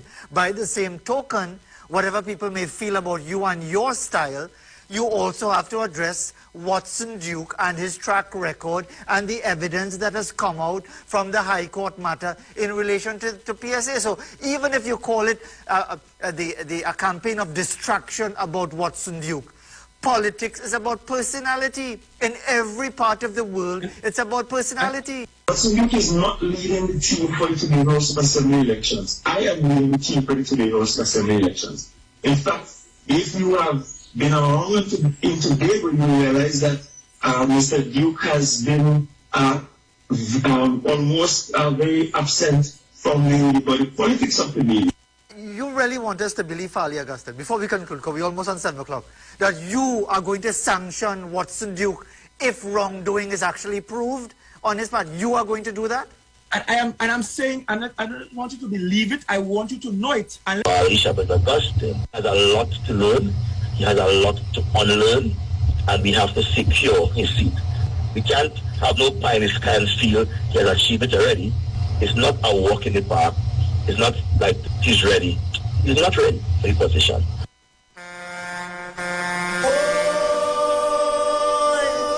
PNM coming.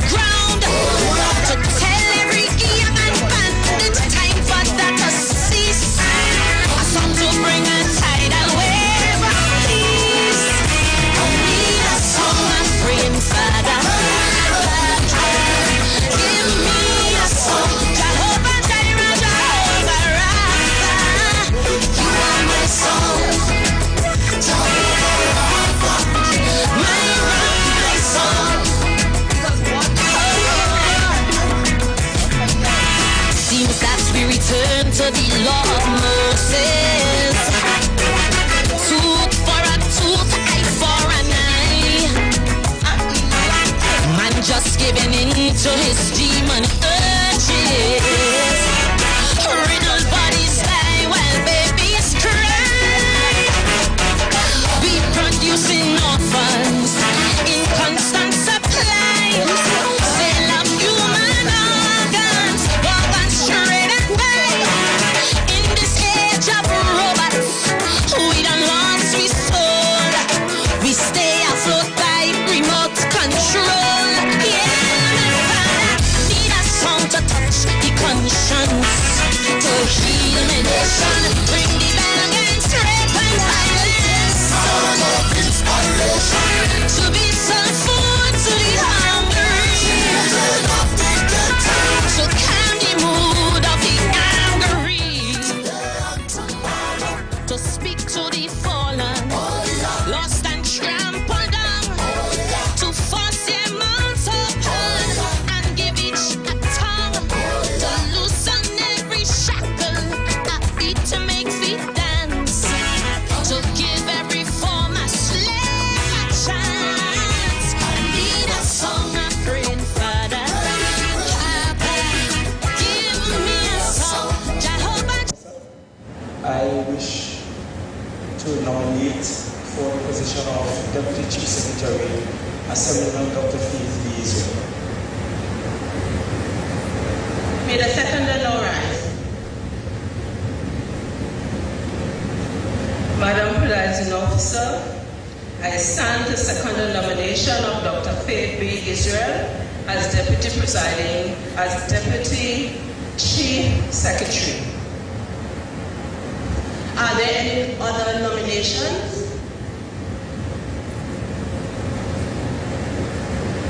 Madam Presiding Officer, I wish to nominate Mr. Watson Solomon Duke.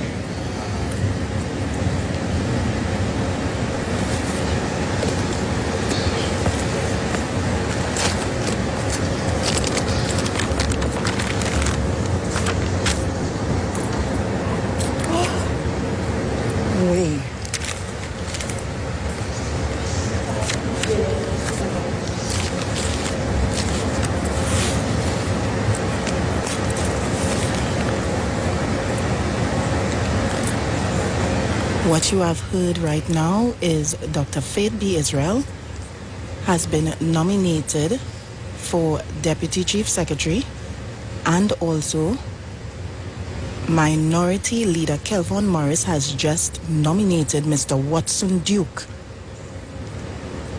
as Deputy Chief Secretary. You are seeing live footage here of the Assembly ongoing. May I have a seconder? Will the seconder now rise? Of Mr. Watson Duke as Deputy Chief Secretary. So we have a stalemate right now in terms of the election of Deputy. On a point of order. Excuse me, I'm on my feet. Member? On a point of order, Madam Presiding Officer, the election of the Deputy Chief Secretary can only be held among the elected members of the House. I agree. The secondary of this election can only be done by that of elected members of this House. Unfortunately, Ms. Petal Daniel Benoit is not an elected member of this House.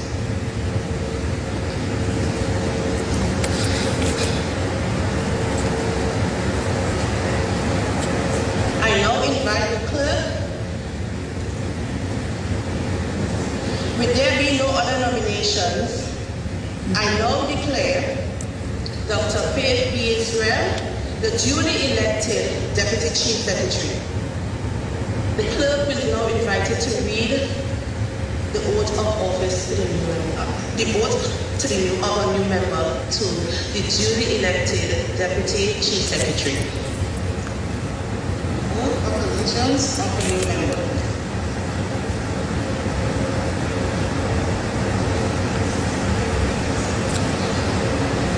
Dr. Faith B. Israel has been elected Assemblyman Dr. Faith B. Israel as the new Deputy Chief Secretary. To travel to Trinidad to receive your oath of office from Her Excellency Paula Maybeat, The honorable members, this house now stands adjourned. Burn your belly. I don't understand why you can't keep it real with the black man. Keep it real.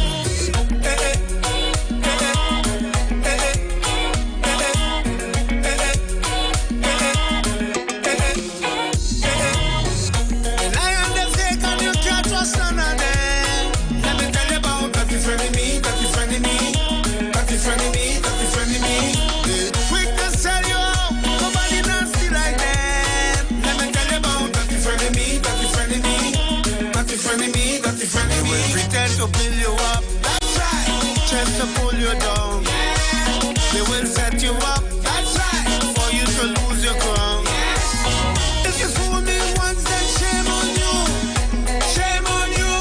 And if you fool me again, then shame on me. Suddenly me, we don't rock with them. Go away, rock so, rock away. Better rock so, rock so, rock so. Go away, rock so, rock away, go away. Go away, rock so, rock away. Better rock so, rock so, rock so. Go away, rock so, rock away. They will tell you they love you, but they lie. Let me tell you about that is friendly me, that is friendly me, that is friendly me, that is friendly me. Don't pretend to have my back, you're not fooling I. Let me tell you about that is friendly me, that is friendly me, that is friendly me, that is friendly me. They will come around you, that's right, and suck out your eye.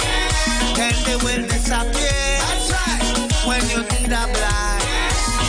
If you fool me once, then shame on you, shame on you. And if you fool me again, then shame on me. Suddenly me, we don't rock with them. Go away, rock so, My goodness. rock so, go away, rock so. You ever seen what I'm showing only on the screen there? I'm showing only Mr. Watson Duke. And the arrival when he came into the meeting. Come on, the live. Watch the drama. Let me tell you about that is friendly me, that is friendly me, that is friendly me, that is friendly me. Quick to sell you out, nobody nasty like them. Let me tell you about that is friendly me, that is friendly me, that is friendly me, that is friendly me. They will pretend to build you up, that's right, just to pull you down. They will set you up, that's right, for you to lose your crown. If you fool me once, then shame on you, shame on you. And if you fool me again, then shame on me. Suddenly me, we don't rock with them. Go away, rock so, rock away. Better rock so, rock so, rock so. Go away, rock so, rock away, go away. You know, I watching not one of the members of the PDP would have greeted Mr. Watson Duke on his entrance. Rock so, rock away. Not one of the assemblymen turn around and shake Mr. Watson Duke's hand or acknowledge his presence. I don't understand. What you seeing what's going on here? Black man, keep it real. They're keeping it real. They're keeping it real.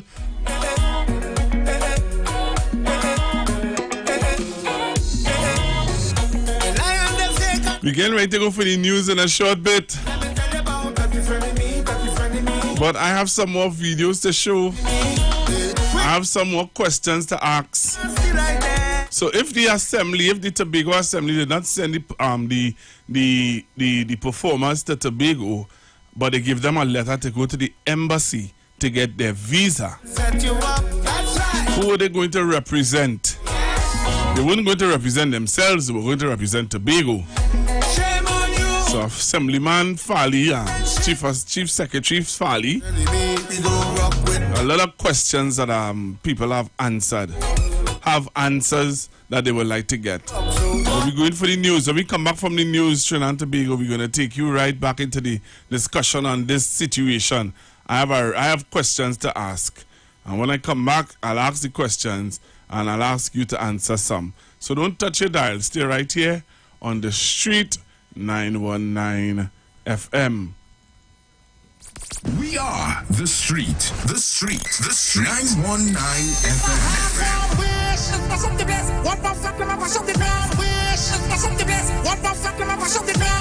The only radio station bringing perfect balance between entertainment and talk.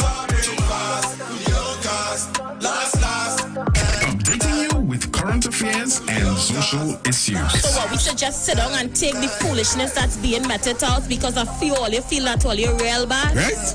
Unlike his situation that I don't even want to go back and bring up and highlight.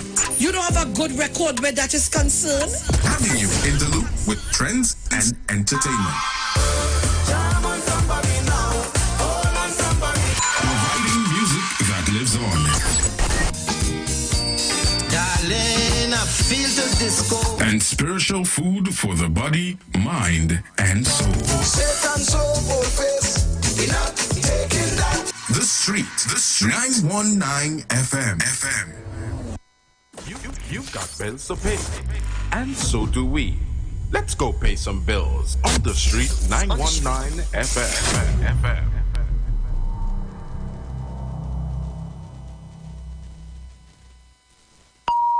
The views expressed are not necessarily the views of the management of the Street 919 FM. Join Pastor Kelvin Heinerine and friends for The Way, The Truth, The Life Radio Ministry, a Church of God ministry, live on the Street 919 FM from 6 p.m. to 7 p.m. This and every Sunday on the Street 919 FM. Jesus said, I am the way, the truth, and the life. No man cometh to the Father except through me. John chapter 14, verse 6. For further information, contact 686-3845-349-5178 or 342-7303. The steel pan, the only musical instrument invented in the 20th century, is a reflection of the perseverance and innovativeness of the people of Trinidad and Tobago, which have always been central to our development as a nation. And the steel pan story epitomizes this, carved out of life and struggle and determination, rising out of the spirit of the African drum. The steel pan stands today as evidence of innovativeness, creativity, and passion for life integral to the people of Trinidad and Tobago. My name is Kwesi Paul. Join me each and every Sunday from 9 p.m. to 12 midnight on the Street 91.9 FM.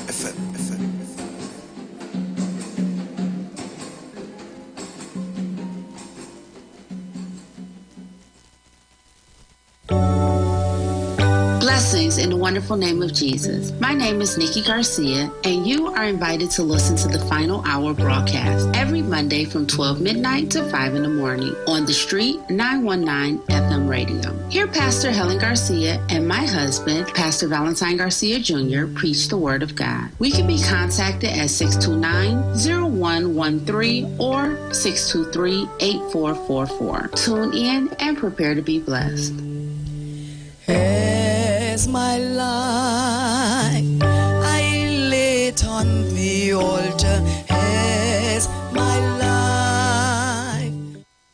Tune into the Street 91.9 FM every Sunday from 10:05 a.m. to 11 a.m. for the Repairing of the Breach radio program with me, Bishop Showinau Thomas. The scripture says, and they that shall be of thee shall build the old waste places. Thou shalt raise up the foundation of many generations, and thou shalt be called the repairers of the breach, the restorers of the paths to dwell in. Don't miss it. Repairing the Breach radio program with Bishop Sherwin R. Thomas on the Street 919 FM every Sunday from 10:05 a.m. to 11 a.m.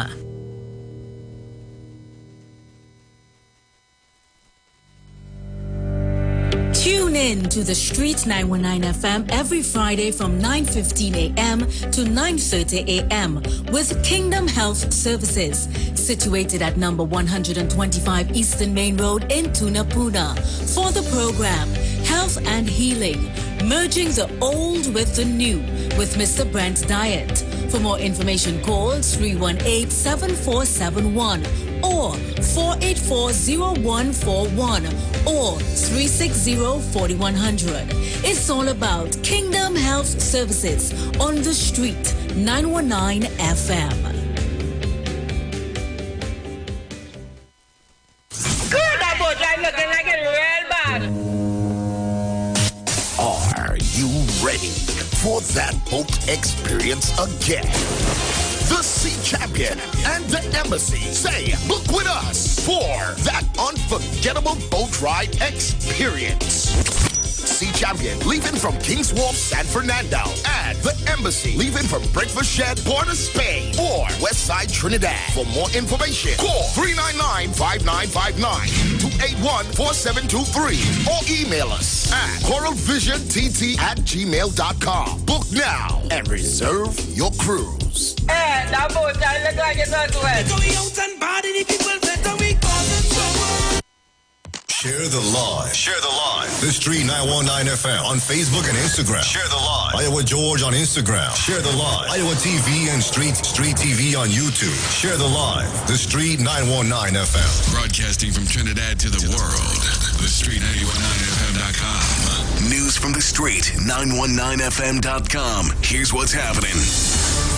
Good afternoon. I am Vanessa Thomas with the 12 o'clock news on the Street 919 FM and online, Facebook and YouTube on Iwer TV.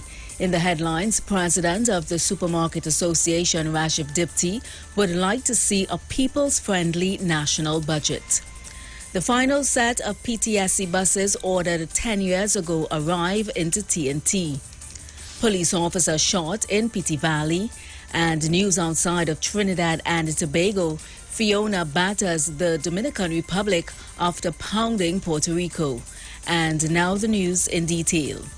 The Supermarket Association would like to see a people's-friendly national budget, one that would put the people first. The 2023 budget will be presented by Finance Minister Com Imbert on September 26th, next week, Monday. President of the Supermarket Association, Rashif Dipti, says government's main focus when presenting the budget should be on how people have been affected by high food prices, international shocks, and the socio-economic effects of the COVID-19 pandemic. Dipti says government must carefully consider how the population has been affected in terms of their earnings and spending power, and this will impact the wider inflation already being felt. The Supermarket Association urges careful restraint in the public's interest where these decisions are to be taken.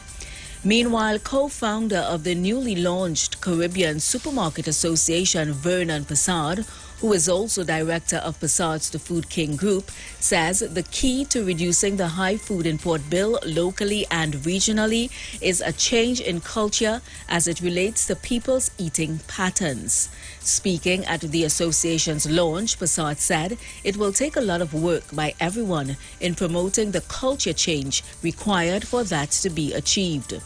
Asked why supermarkets import some of the products they do, the answer was what you see on the shelves and what consumers continue to buy is what supermarkets continue to import. In other news, the final 5 of the 100 buses ordered by the Public Transport Service Corporation, PTSC, almost a decade ago, arrived in TNT on Saturday. The 5 red, white and black buses, soon to be processed, will be put into rural areas, according to PTSC Chairman Edwin Gooding. He said the next stage is focused on the importation of 300 more buses that will be electric buses. When asked if TNT has the infrastructure to support these electric buses, Gooding said no, but they are now putting that in place. He could not say how soon this will be done. In other news, a Toko man was stabbed by a relative during an argument on Saturday. The 23-year-old victim of Kumana village was home with his girlfriend around 6 a.m. when he allegedly got into an altercation with a male relative who lives in Matura. During the argument, the Matura resident pulled out a knife and stabbed the victim in the left side of his chest before running off into some bushes. The injured man was taken to the Toco Health Center, where he was treated and later transferred to the Sangre Grande Hospital, where he was examined and warded in a stable condition. And a special reserve police officer was shot in Petite Valley Sunday morning. According to reports, the officer was liming with a group of friends at Simeon Road around 1 a.m. when an unknown vehicle stopped and the occupant fired several shots in their direction before speeding off. As the group scattered, the SRP was found bleeding from a gunshot wound to the groin. No one else was hurt during the incident. And a 30-year-old man was shot near the Valencia police post last night. Reports say at about 8:30 p.m., officers attached to the police post heard two loud explosions coming from the east of the building. Upon checking outside, they saw a man in front of the building suffering gunshot wounds to his right shoulder. A white Nissan Sylphy was observed speeding away. News outside of TNT, Hurricane Fiona has caused catastrophic damage to Puerto Rico and knocked out power across all of the U.S. territory. No deaths had been reported, but authorities in Puerto Rico said it was too early to know the full scope of damage from an expansive storm that was still forecast to unleash torrential rain today. Fiona hit Puerto Rico on the anniversary of Hurricane Hugo, which slammed into the island in 1989 as a Category 3 storm, and 2 days before the anniversary of 2017's devastating Hurricane Maria, from which the territory has yet to fully recover. That hurricane caused nearly 3,000 deaths and destroyed the power grid. 5 years later, more than 3,000 homes still have only a blue top as a roof. Meanwhile, Fiona is centered 35 miles southeast of Samana in the Dominican Republic, with maximum sustained winds of 90 miles per hour this morning, according to the U.S. National Hurricane Center. Forecasters said the storm was expected to emerge over the Atlantic in the afternoon and pass close to the Turks and Caicos Islands on Tuesday. It could near Bermuda as a major hurricane late Thursday or Friday.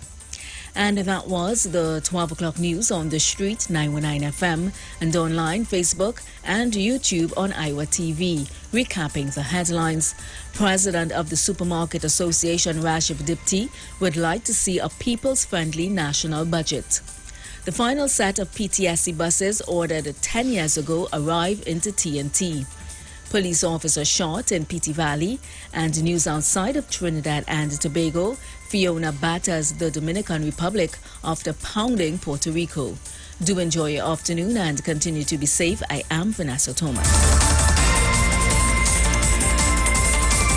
News from the street. News from the street. 919fm.com.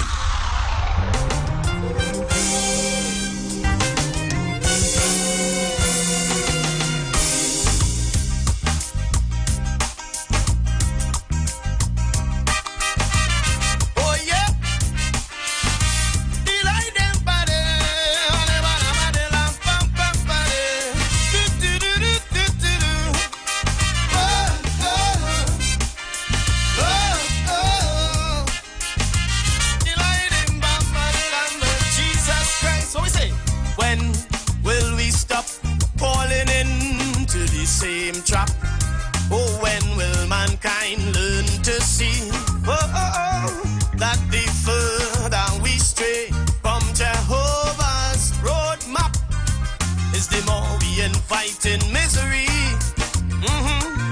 There's no better way in this world for peace and total rest.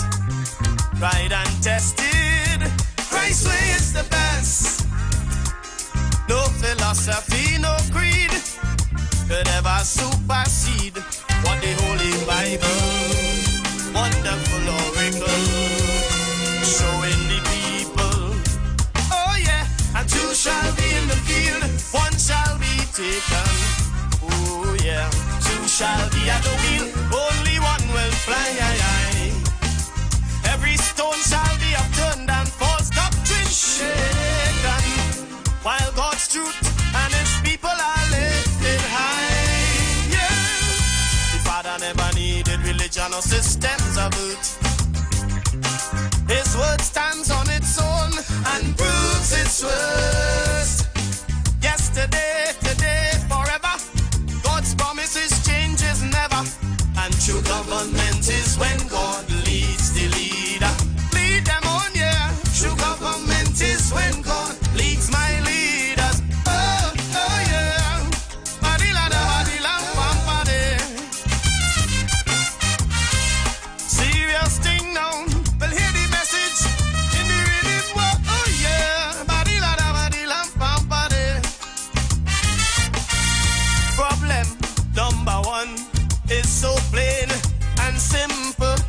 religion, it has sentenced God to death. With falsehood and folly, they blindfold simple people for power and the profit that they get. Some would burn you at the stake, rack you and wheel you out for mere denial or even doubt. With violence and bribery they try, is your soul they want to buy. But Jesus said, come freely, all who labor and are weary, come rest in me. Christ say, rest in me. And I say, two shall be in the field, one shall be chosen. Oh yeah, two shall be at the wheel, only one will fly. Man, every stone shall be upturned and false government shaken, while God's truth and his people are lifted high, so high. The Father never needed religion or systems of earth. His truth stands on its own and proves its worth. Yesterday, today, forever. God's statutes changes never. No man true government is when God leads my leaders. Oh, oh yeah. True government is when God instructing the leader. You're listening to the Father. Oh, oh, oh. Will hear me lament for true government, from the president to the parliament, transforming the government there, affecting the vagrant on the pavement. We want a leader that is heaven sent. Oh, oh, oh. Mathematicians, physicians, politicians, atheists, etc. deny God or decide to just patronize. Hey, they tolerate Christianity as just a social matter, to bury, for marriage, and to baptize. Hey man, check the first two presidents of the United States of America. They were Orthodox, practicing Christians, because the mysteries of God's plan are nonsense to carnal man. The master say walk by faith, never to extrapolate, cause he's too great. I know he's too great. And I say two shall be in the field, one shall be chosen. Yeah, yeah. Two shall be at the wheel, only one will fly. Man, every stone shall be upturned and false government shaken to the root, while God's truth and his people are lifted high, so high. The Father never needed religion or systems of earth. No, his word stands on its own and proves its worth. Yesterday, today, forever. God's statutes changes never. Oh man, true government is when God leading the leader, instructing the leader. We want a government that's tried and true to represent me and you from the Christian crew. Without a word from God, what we gonna do? We want a man from the chosen few. Oh, oh, oh, oh. Somebody love somebody. It's when God leads the leader. It was always true messengers of God's salvation who ruled over the earth's political fate. Oh yeah, but now thanks to the emergence of secular humanism, they separating the church from the state. Ask King David, Joshua, Samuel, Solomon, all these great folks. They knew government without God is guesswork. Without prophetic words to guide, the leader bound to slip and slide. So you know when all is said and done, they got to know the Holy One to lead my generation, my congregation. Two shall walk in the field, one shall be chosen. Yeah, two shall be at the wheel, only one will fly. Man, every stone shall be upturned and false doctrine shaken, while God's truth and his people are lifted high, so high. The Father never needed religion or systems of earth. No, no,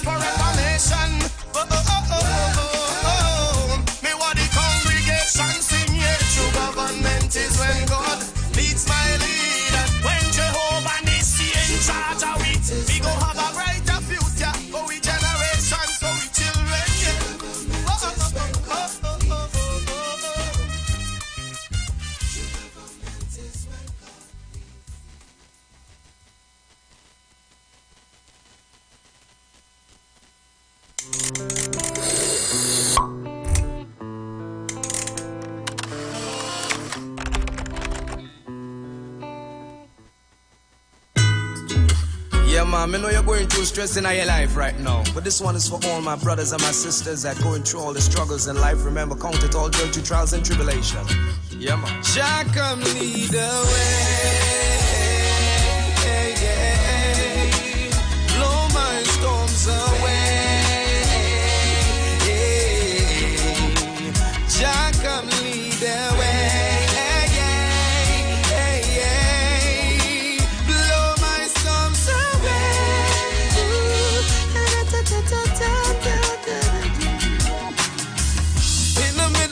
Situations, I ask God what to do, cause sometimes I can't see my way through.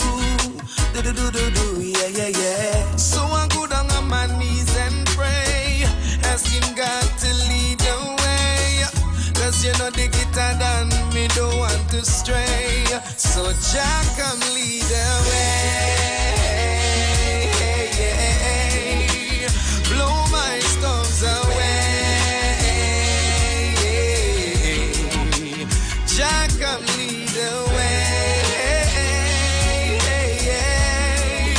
Blow my storms away. Me build me confidence first. Me thanking God that me not go end up in a hearse. Well, me tell you who God bless, no man curse. Me build me confidence first. Do like Joseph and I run away from Potiphar's wife. It's about time he had and I step up in a life. Righteousness first, put God first, everything after. Me tell you, yes, me Ellen the creator. Created the sun and the moon and the stars and the birds and the bees and oh God now, yo. Hey. Blow my storms away. Jah come lead the way. Blow my storms away.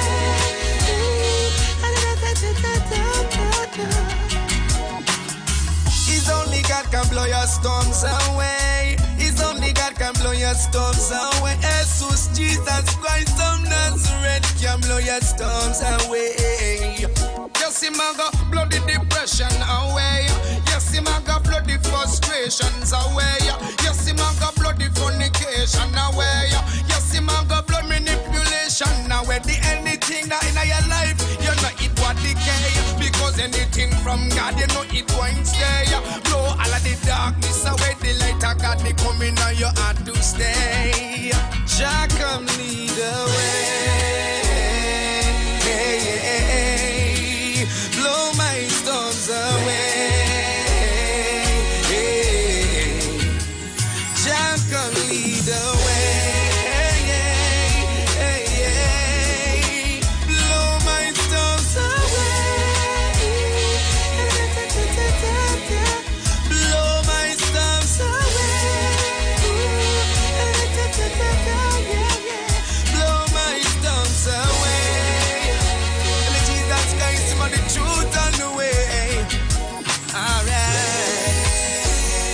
He's written in my heart, Jesus' name is written in my heart. Wow. Yeah.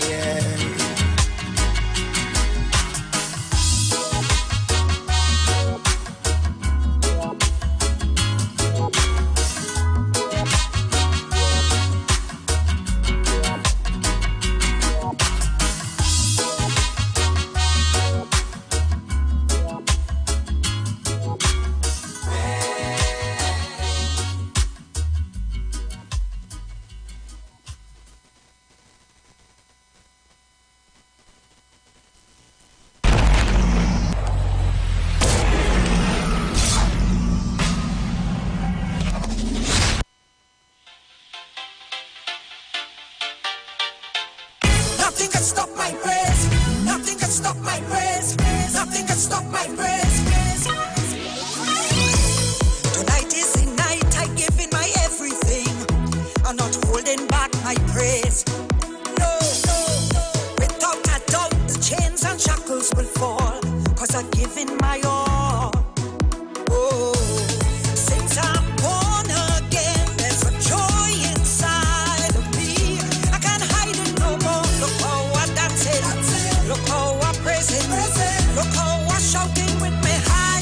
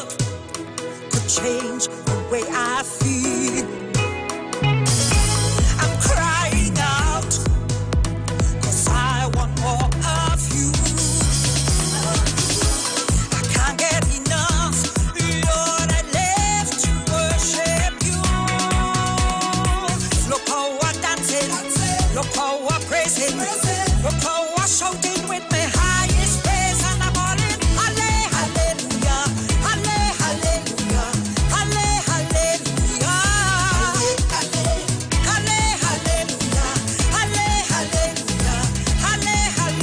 With my two hands in the air, and I'm going on and on, on and on. Oh, nothing can stop my praise, nothing can stop my praise. On and on, on and on. Oh, nothing can stop my praise, nothing can stop my praise, nothing can stop my praise, nothing can stop my praise, nothing can stop my praise.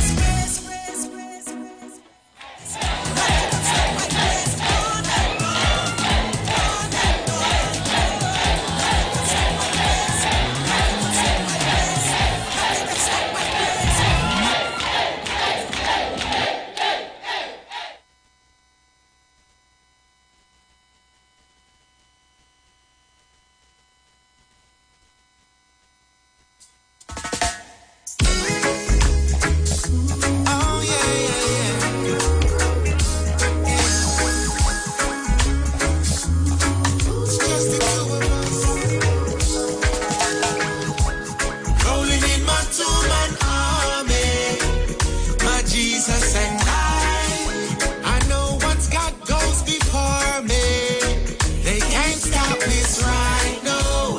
Rolling in my two-man army, my Jesus and I know once God goes before me, they can't stop this ride. Strap up me Gideon boot, now me ready for the war. Satan want take me for fool, but me and Jesus apart. Have to defend this truth, stand spiritually sound so me not dilute. We've got to live pure, I wanna make my election sure. Yes, rolling in my two-man army, my Jesus and I know once God goes before me, they can't stop this right, no.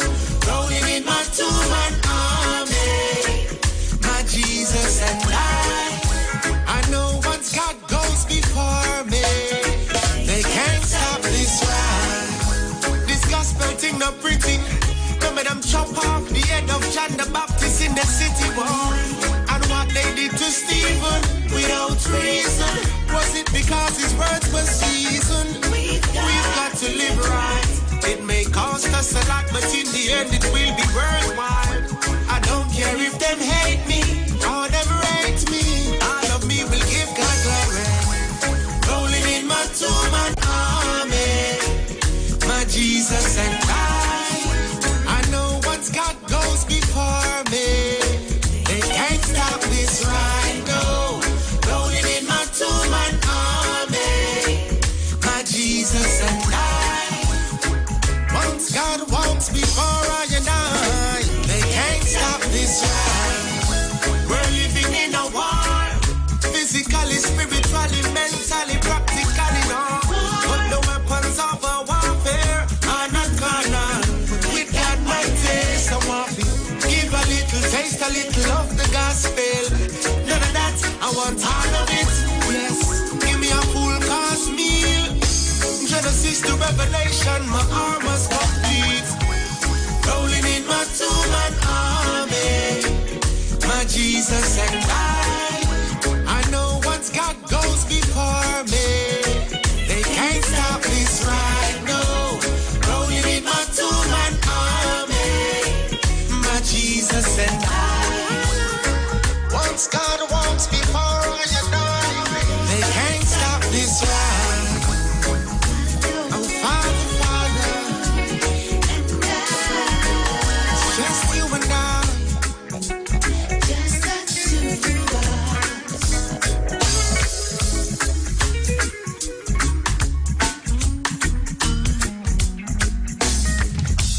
Up next, Constructive Talk with Pastor Google. You are locked onto the street. Locked onto the street. You already know what it is. 919 FM. Yeah. It's Saturday. Turn that volume up. The Street 919 FM. Follow us on Instagram at The Street 919FM. All right, so I'm back with you, Trinidad and Tobago. I'm back with you. Those of you who are on lunch, well, I know that you're enjoying your lunch. But while you're enjoying your lunch, let me continue to remind you all on what is going on in Trinidad and Tobago. And in case you missed it, because I know some of you would have missed it, and if you didn't miss it, well, it's good for you to listen over. All right, it's good for you to listen over and over and over what was said. All right, it's good for you to listen over and over and over what was said. So can I show you what was said in the press conference with the Chief Secretary, Mr. Farley Augustine? I want to show you what was said. All right, and when I show you what is said, I'll open up the phone lines, give you an opportunity to share your views. But it's very, very, very disheartening and sad. What is happening? Because I would like to ask anybody out there, you founded something, you started something, you built something from scratch. People, you remember Watson Duke would have started this political party. All right, Watson Duke would have started his political party. Watson Duke would have done the needful. He would have done the needful, Watson Duke, by promoting his party. What you see is what you got from Watson Duke. Watson Duke didn't pretend to be anything. What you saw is what you got. Right? Watson Duke would have done his thing and put his party out there. I want you to listen to me. Watson Duke would have put his party out there and let everybody know what's going on. This is what he wants to do for Tobago. And he would have included these persons who we see in front of us, Mr. Farley Augustine, Mr.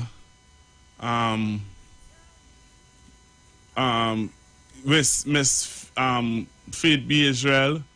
All these persons he would have put, Dr. Faith B. Israel, all these persons he would have put, in his party to, give the party a cutting edge and all these things. But remember, what you see with Watson Duke is what you got. He didn't pretend. He was straightforward and he said what he had to say. He did what he had to do to put his party out there. Now that his party is out there, and coming down to the end of the press conference, you heard where you heard it from Farley Augustine, that, what's going on?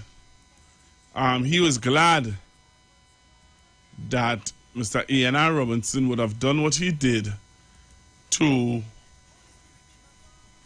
include into the Constitution of Tobago that what's going on. You don't have to, it's not about the political party and all those kind of things. But as I said before, the law is going to deal with this, The law is going to deal with this, because at the end of the day, when you sit back and you listen to what is happening and you sit back and you watch what is going on, I don't believe that Watson Duke is going to just sit down and accept this. All right? So join me back on Facebook. I know that Facebook went down. So join me back on Facebook and on YouTube. And let me say good afternoon to all of you joining me on YouTube. 445 persons joining me on YouTube. Also, to all the persons listening to me on the radio, I want to say thank you very much for choosing the Street 919 FM. So let's go. I want to take you to the press conference with Mr. Farley Augustine. And As you go to the press conference with Mr. Farley Augustine, I want you to listen carefully to what he had to say. And as you listen carefully to what he had to say, I want you also to bear in mind that this party is not Farley. Farley didn't start it. It was Mr. Watson Solomon Duke who started this party. All right? Mr. Watson Solomon Duke. So join me on the live. Join me on the live. Join me on Street 919 FM Facebook page. I want you to look at this. And when you're through listening to it, I'm going to open up the phone lines. But before I do that, just need to remind you of something. All right?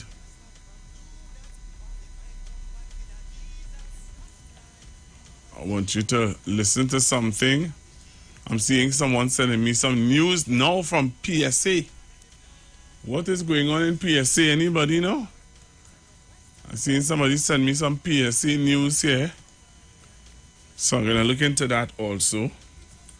See what's going on in PSA. What? All right, so this is old news. Okay, this is old news. All right, that didn't happen today. All right, so let me go. Now let me go to this. I want to show you all something.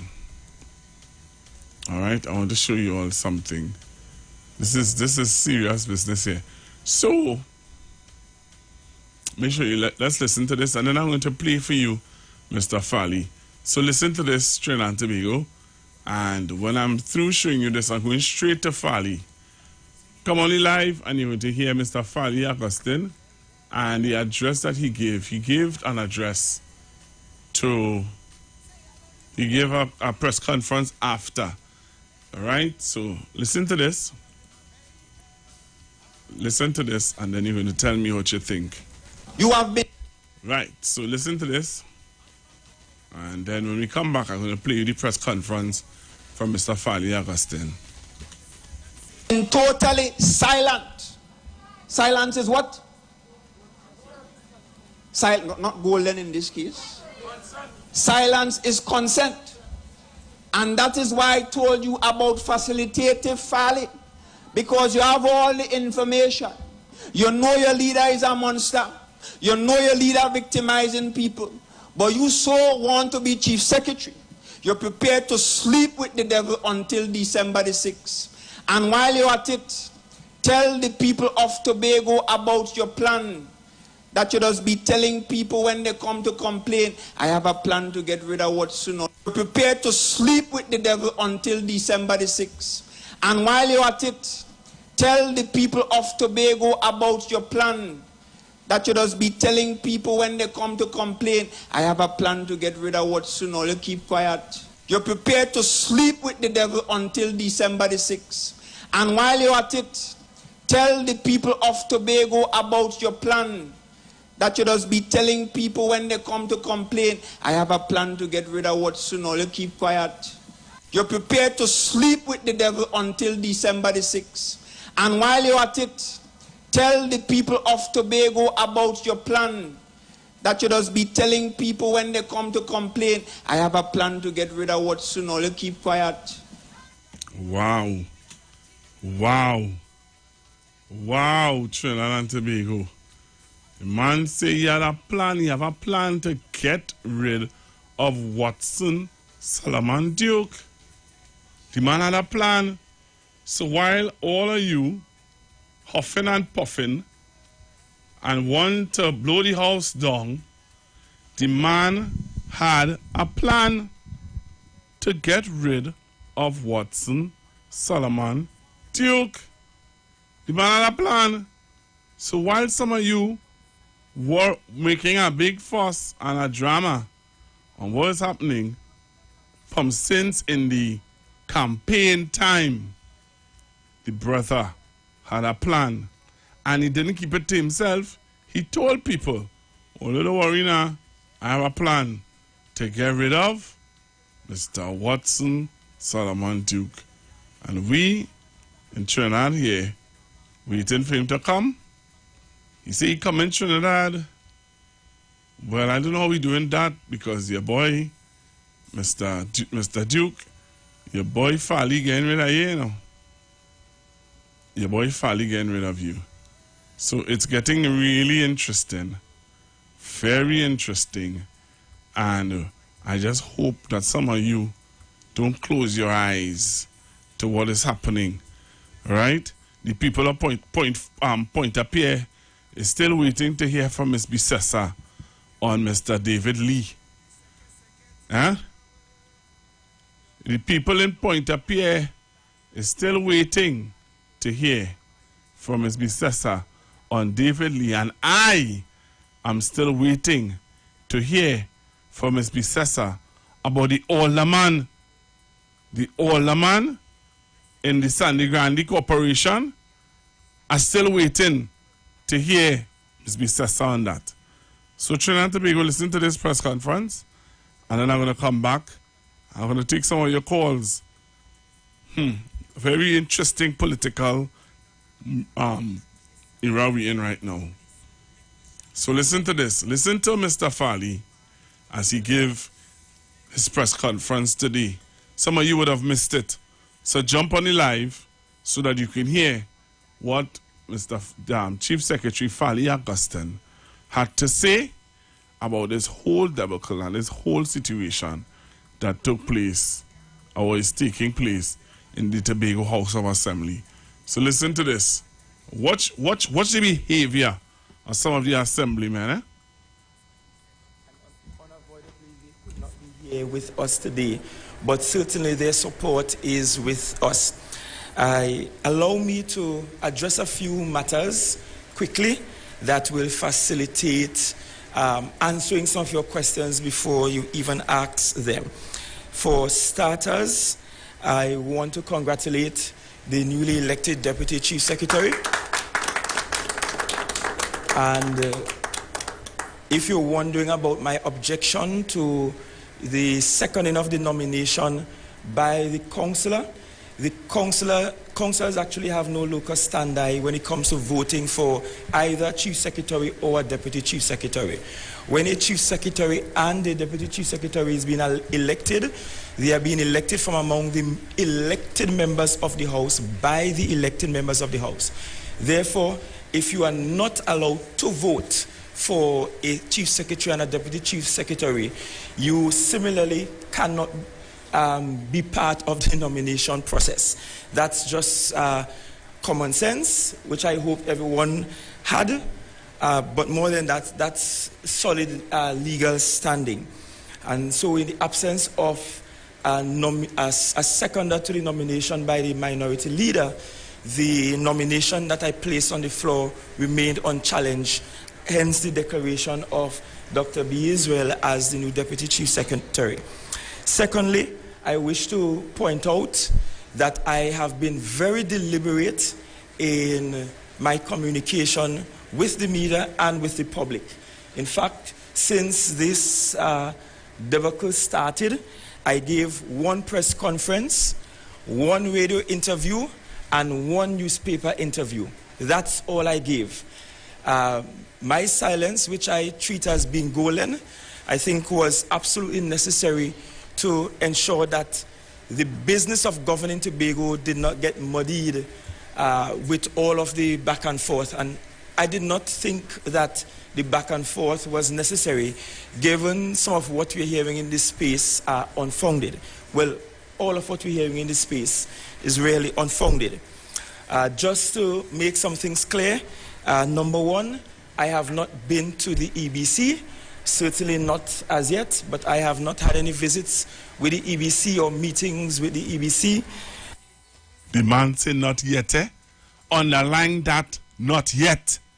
Some of you need to underline that. Right.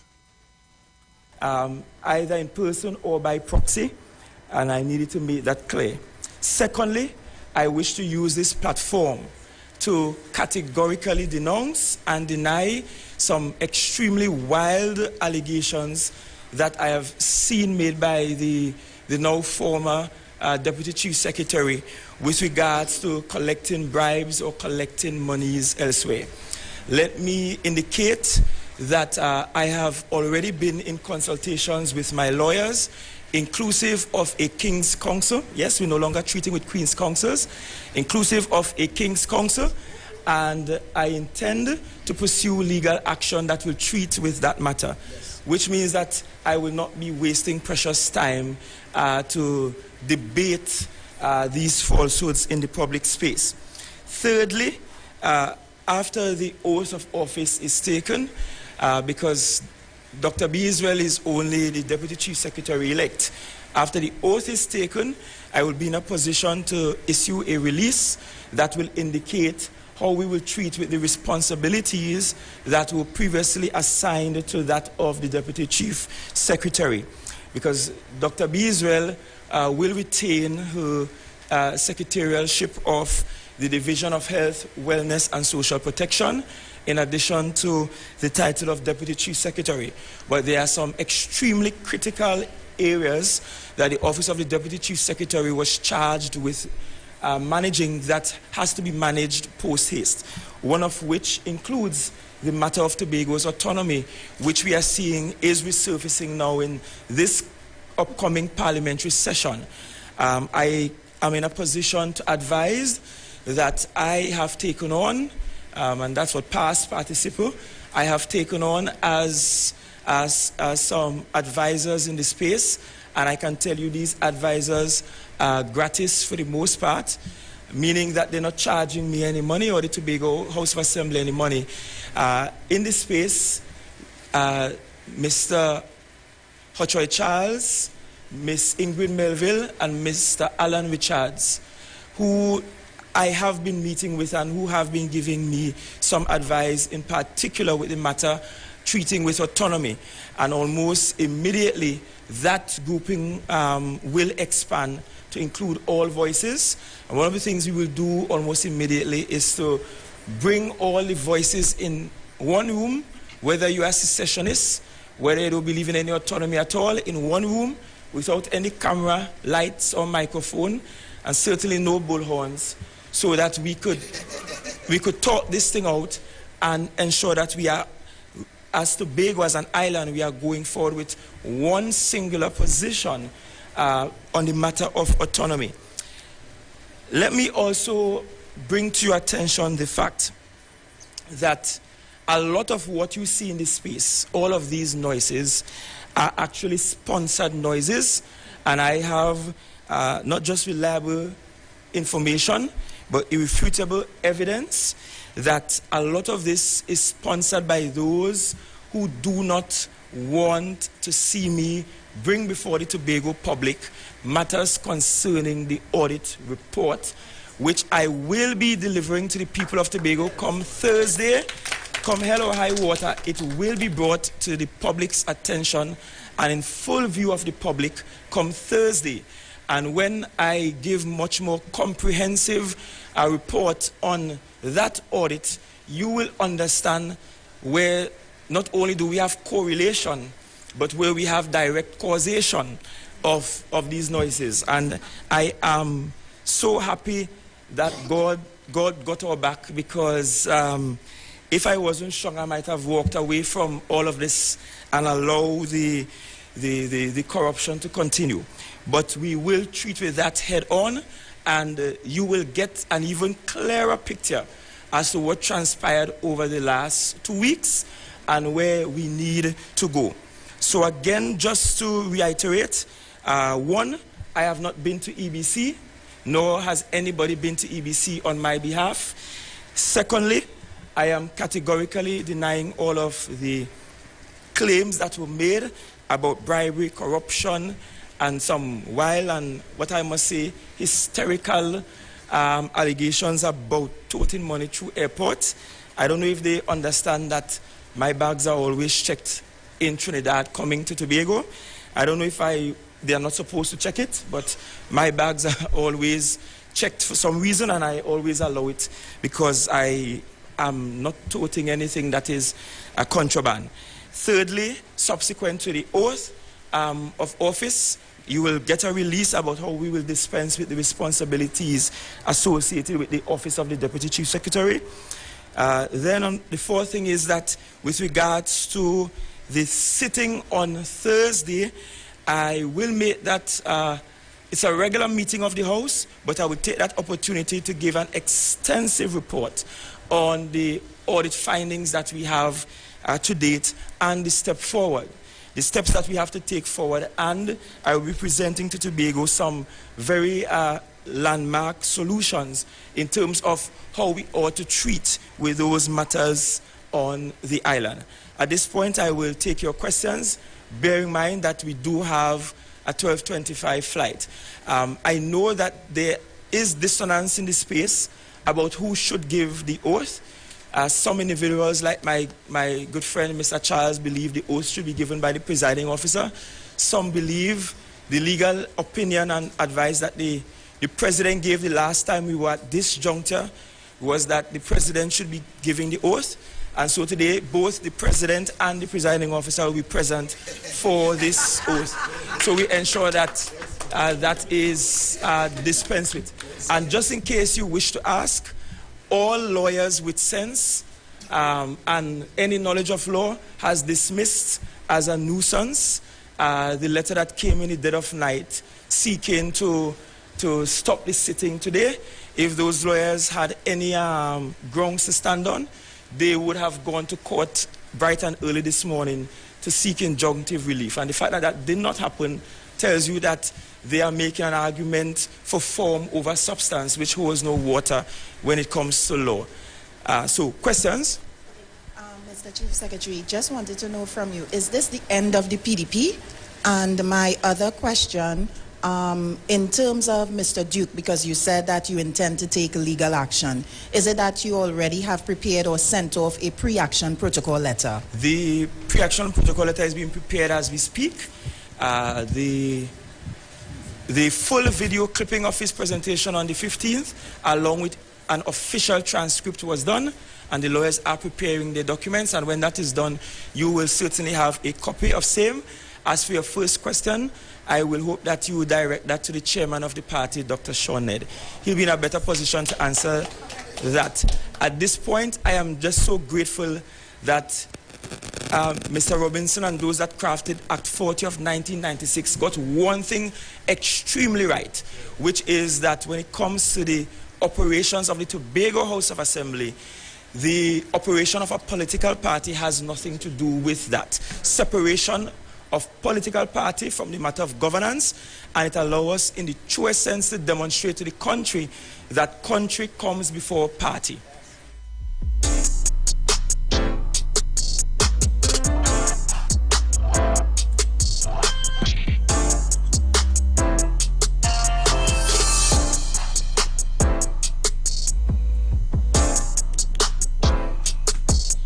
So you just heard from Chief Sec Fali, and that was the press conference right after the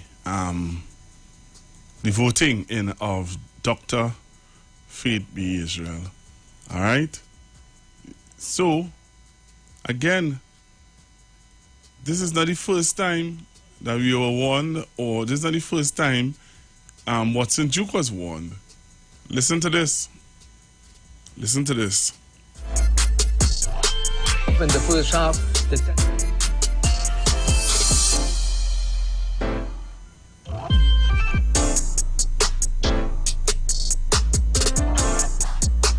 You think this was the first time he was warned? Never. Listen to this. The minority leader, I recognize symptoms of fear. And I want to say to you that you should be very afraid. Because while the no confidence motion in Mr. Kelvin Charles came from outside, yours will come from within.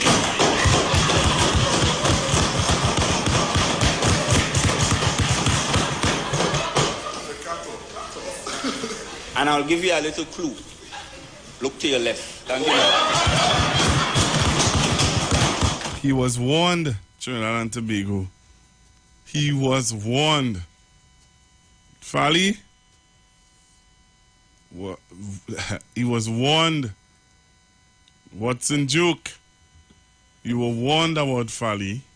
You ignored all the warnings. We're getting ready to go for a break and come back. And when we come back, we're going to take your calls. But I wanted to just remind Fali that he's saying about the lawyers. I wonder if you all heard what he said about the lawyers. And lawyers and lawyers and lawyers and lawyers with any sense. Huh? You all heard what he said about lawyers? The question that I wish to raise today and posit to the nation is whether Mr. Watson Duke has actually effectively resigned from the THA from his post as Deputy Chief Secretary. The reason why I'm raising these questions, and I think it's of national importance, because if there is no Deputy Chief Secretary, then according to the THA Act, there can be no Executive Council. Because when one looks at the legislation in terms of the THA Act, and you look at what constitutes the Executive Council, it must include, because the legislation is mandatory, it says it shall include, and among the posts that it says that it shall include, that includes the Deputy Chief Secretary. So it says, Section 33 of the THA Act says the Executive Council shall comprise, and among the posts listed there is at B, the Deputy Chief Secretary. So if you've got bills to pay, and so do we. Let's go pay some bills on the street 919 FM.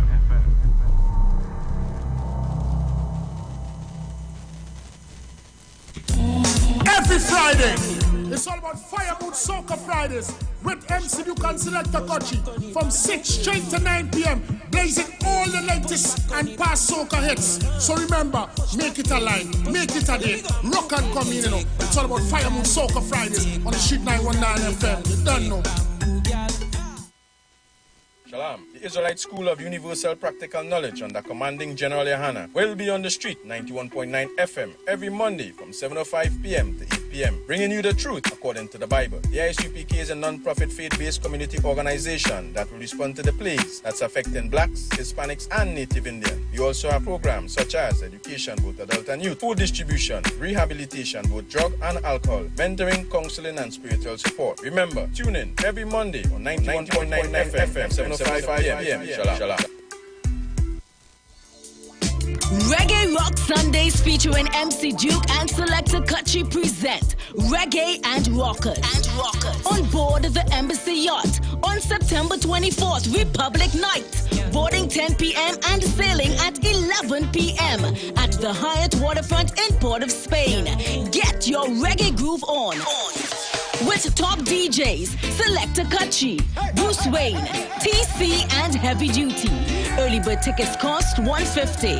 After that, you pay more, $175. For tickets, call Selector Kutchi at 777-7909 and MC Duke at 349-4121. Reggae and Rockers Republic Night. No oversized schoolers allowed. Don't miss it.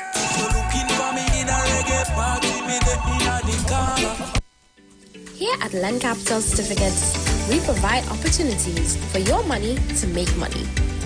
We all know saving is important, but saving alone won't get you to your financial goals. And let's face it, the bank doesn't have your best interest in mind. So this is your wake-up call. Do you have $1 million saved? Then contact us today. Spots Unlimited. Call 324-LENN. That's 324-LENN.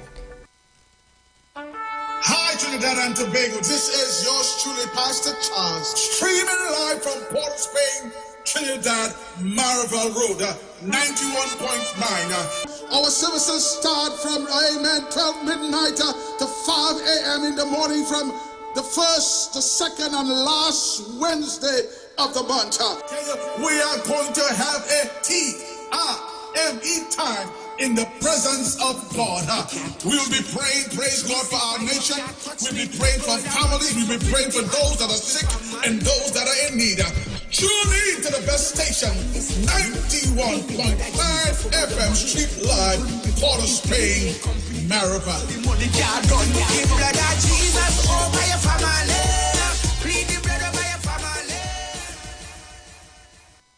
If you're experiencing pain, constipation, headaches, poor blood circulation, high or low blood pressure, diabetes, cancer, swollen or darkened feet, come visit us at Health and Wealth Lifestyle, located at 73 Eastern Main Road, Barataria, opposite Eastern Credit Union. We at Health and Wealth Lifestyle offer a wide range of services. Come and experience our new 3D analyzer, which allows you to have a look inside your body. We also provide live blood analysis, iridology, ionic foot detox with foot soak and foot massage, aquatherapy, full body massage, and organic supplements on sale such as Nano Silver, Nano Zinc, Body Light, cold pressed sesame oil, and more. Health and Wealth Lifestyle, located at number 73 Eastern Main Road, Barataria, opposite Eastern Credit Union. For more information, call 275-8359 or 288-1108. Join Nicole Huggins for Health and Wealth Lifestyle Tuesday morning from 11:05 to 12 noon. Right here on the street, 919 FM. Good about I'm looking like it real bad. Are you ready for that boat experience again? The Sea Champion and the Embassy say, book with us for that unforgettable boat ride experience. Sea Champion leaving from King's Wharf, San Fernando, and the Embassy leaving from Breakfast Shed, Port of Spain, or Westside Trinidad. For more information, call 399-5959, 281-4723, or email us at coralvisiontt@gmail.com. Book now and reserve your cruise. Hey, that boat I look like it as well. Turn your lights down low and listen to the Master's radio. Get in touch with God. Turn your radio on.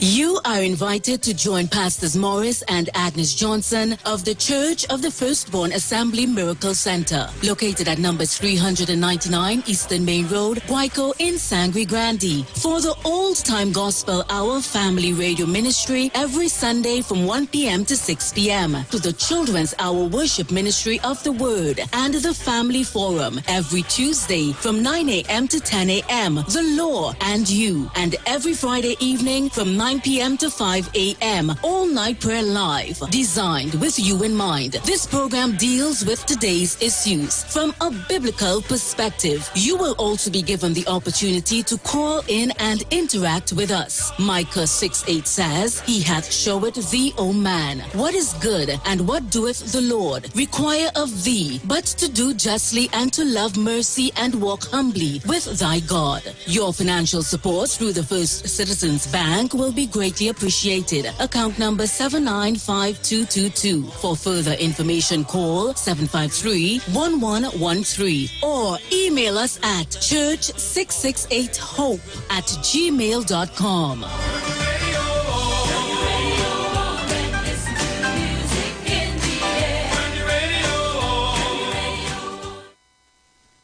Share the live. Share the live. The Street 919 FM on Facebook and Instagram. Share the live. Iowa George on Instagram. Share the live. Iowa TV and Street TV on YouTube. Share the live. The Street 919 FM. The question that I wish to raise today and posit to the nation is whether Mr. Watson Duke has actually effectively resigned from the THA from his post as Deputy Chief Secretary. The reason why I'm raising these questions, and I think it's of national importance, because if there is no Deputy Chief Secretary, then according to the THA Act, there can be no Executive Council. Because when one looks at the legislation in terms of the THA Act, and you look at what constitutes the Executive Council, it must include, because the legislation is mandatory, it says it shall include, and among the posts that it says that it shall include, that includes the Deputy Chief Secretary.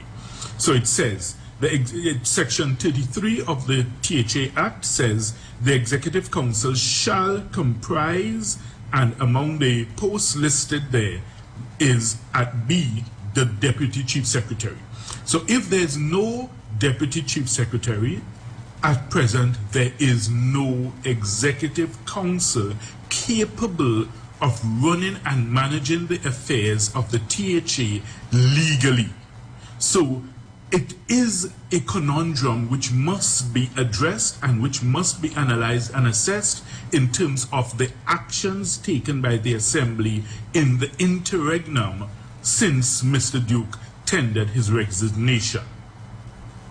The question, however, is whether that resignation is effective at all. Because when one looks at the purported resignation letter which Mr. Duke tendered and proffered, it seems to be that that letter is addressed to Mr. Farley Augustine in his capacity as Chief Secretary of the Tobago House of Assembly. Now, if one considers the fact that Mr. Augustine is not the one who appointed Mr. Duke as Deputy Chief Secretary, and Mr. Augustine is not the one who administered to Mr. Duke the oath of office as Deputy Chief Secretary, then it begs the question as to whether a letter to Mr. Augustine purporting to resign your post as Deputy Chief Secretary is effective at all. That may be as effective as Mr. Duke writing the letter to maybe a family member or a neighbor and saying, I tender my resignation as Deputy Chief Secretary. Because if that's not the person who appointed you or who administered your oath of office, then sending a letter to them to say you resign may have no legal effect or efficacy whatsoever. The President, according to the THA Act, is the one who administers the oath of office to the Deputy Chief Secretary. In the past, we have seen persons who wished to demit that office have sent their letters of resignation to the President. Thus far, in the public space, there has been no evidence I have seen from Mr. Duke that he tendered any such letter of resignation to the President. In that case, the executives in the THA need to tread cautiously and not end up with this purported resignation letter being a poisoned pawn in this chess game that is being played out in the THA. They need to look carefully at the THA Act, look at the standing orders, because I, as an attorney at law, have perused the standing orders. I have checked other legislation. I have not seen any set procedure for handling the resignation of someone from the post of Deputy Chief Secretary.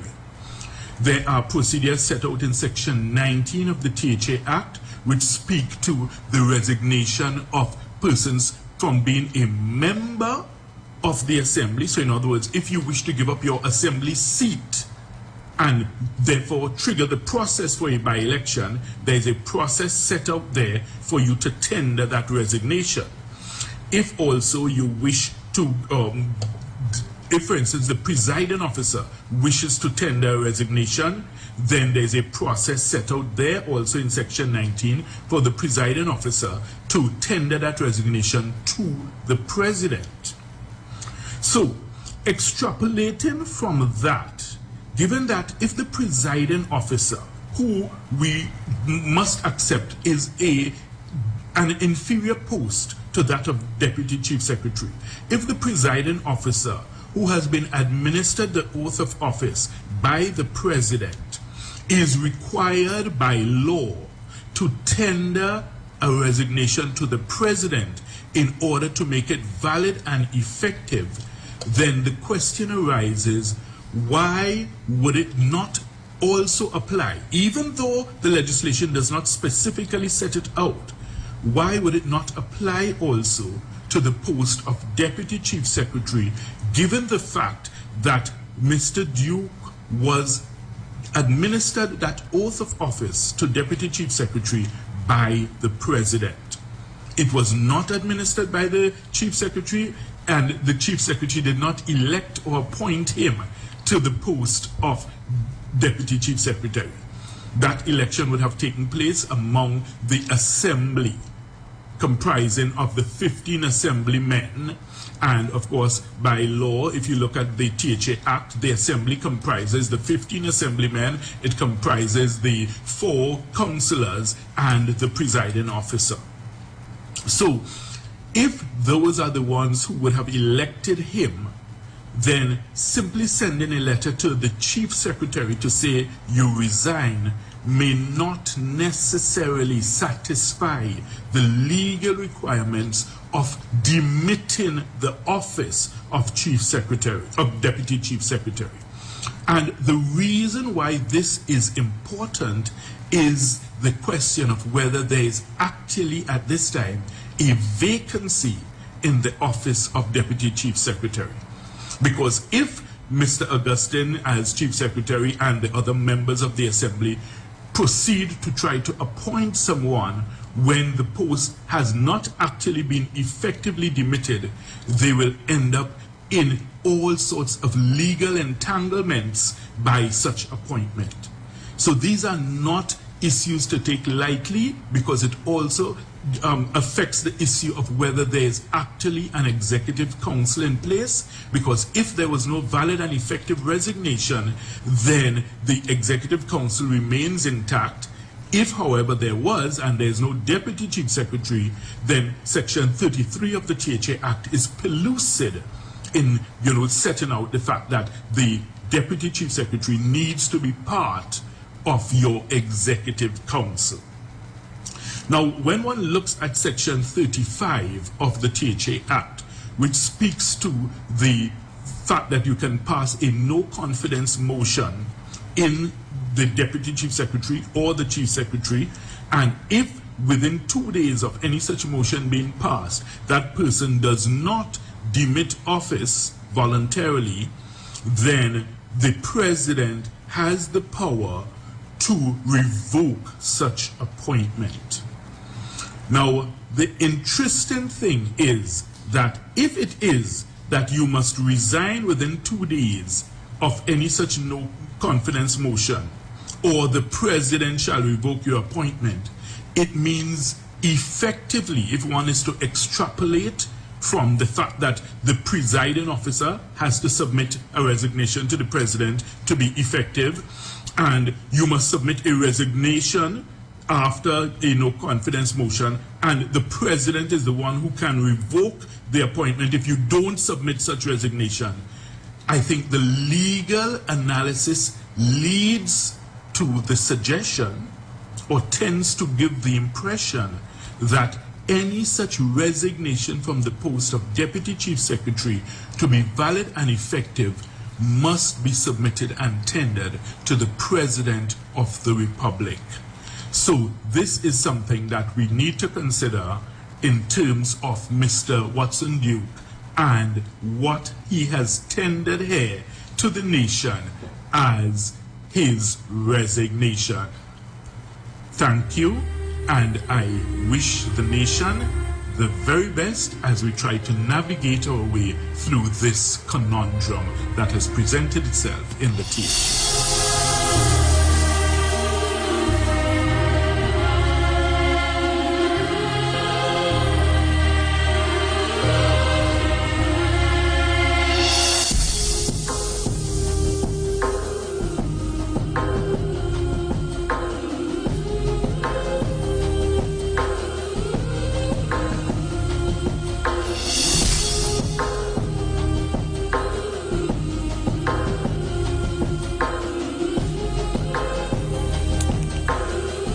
Mr. Watson Duke has spoken. Do you want to hear what Watson Duke had to say about this whole situation? If I feel an injustice is being done, I raise my voice. I spoke to Fala, I said, these people up here, he begin to give you the long, dong.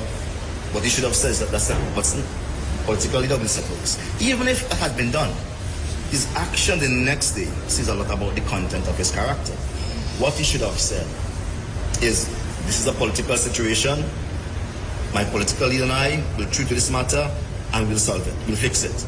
But he said, no, he went out in the public thinking he's strong, sharing blows. I'll discipline him, I'll take back his portfolio. It says about the measure of the man. And now that 9 months have passed, you know what 9 months is for a woman, right? The thing has now been birthed. It is still young. But people will see what ugly child this thing will grow up to become. And they will blame the father of it. Funny enough, Father Chavez Augustine. They will see what ugly child he have created. And I hope he can take the public down. Mr. Duke, are you a party to the legal action that was threatened by Mr. Ramlogan yesterday? I don't think my name is in any document, and I have not formally launched that. Right, so I'm not party, but I'm aware of it. And is Mr. Ramlogan the same lawyer that you... My friend, these legal questions you're asking... It's not a legal question. Well, you're asking about the matter. You did say in your presentation, Mr. Duke, that Mr. Ramlogan, that your lawyer was not paid. I'm asking you if Mr. Ramlogan is the same lawyer. I'm not certain about this matter here. An independent person will have filed their stuff. If you want to ask me about the payment of Mr. Ramlogan on my matter, you have just answered that question. I want to keep my matter clear and clean. I will not mix this with that. That is that, this is this. Mr. Duke, how do you feel after today's proceedings? Were you expected to be renominated? No, I feel vindicated. It's 9 months. A lot of things are giving birth. What is giving birth is quite ugly in the Tobago space. And it's funny that after the birth process has taken place, Tobagonians are now experiencing morning sickness. But this will eventually grow up, and they will see the ugly creature created by Mr. Augustine, who had everything. He has lost nothing whatsoever, but he wants more. He wants more. He wants more. Greed is a terrible thing. Would you say that he has no political future after this? Well, I've never seen a person who betrayed innocent blood have future. I'm innocent blood. All you ask for is food for people, not for myself, for the people. And this results in all of this charade and nonsense. Does never happen. In Tobago, there is no space for Judases. And if you want to see what Judas looks like, then you should have looked at the assembly this morning. Thank you very much. Thank you. Enjoy the rest of the day. Nice, lovely. And stamina, we walk them all over.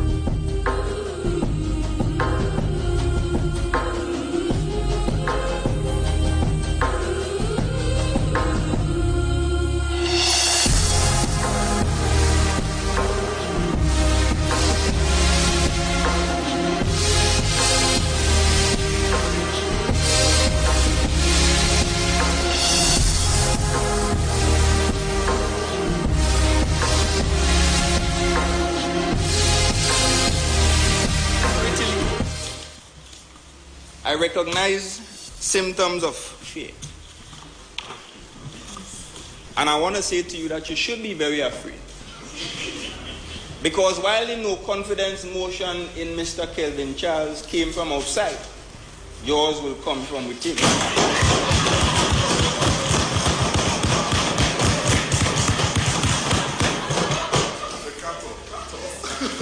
And I'll give you a little clue. Look to your left. Thank you.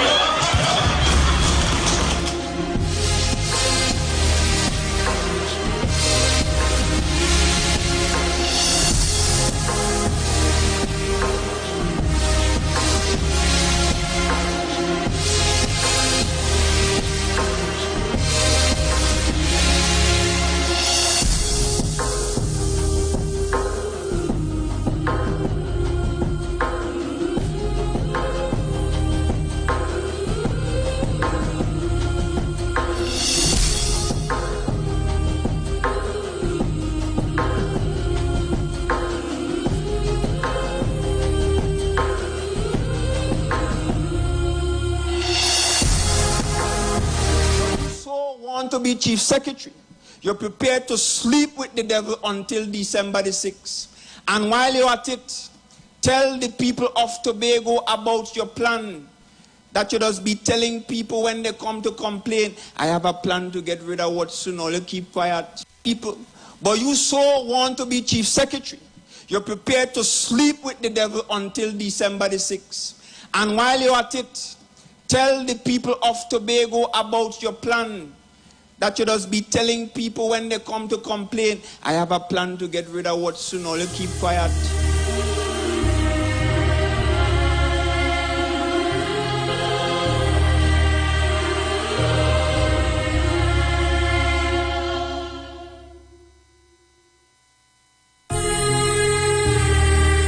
Well, I'm ready to go to the phone lines.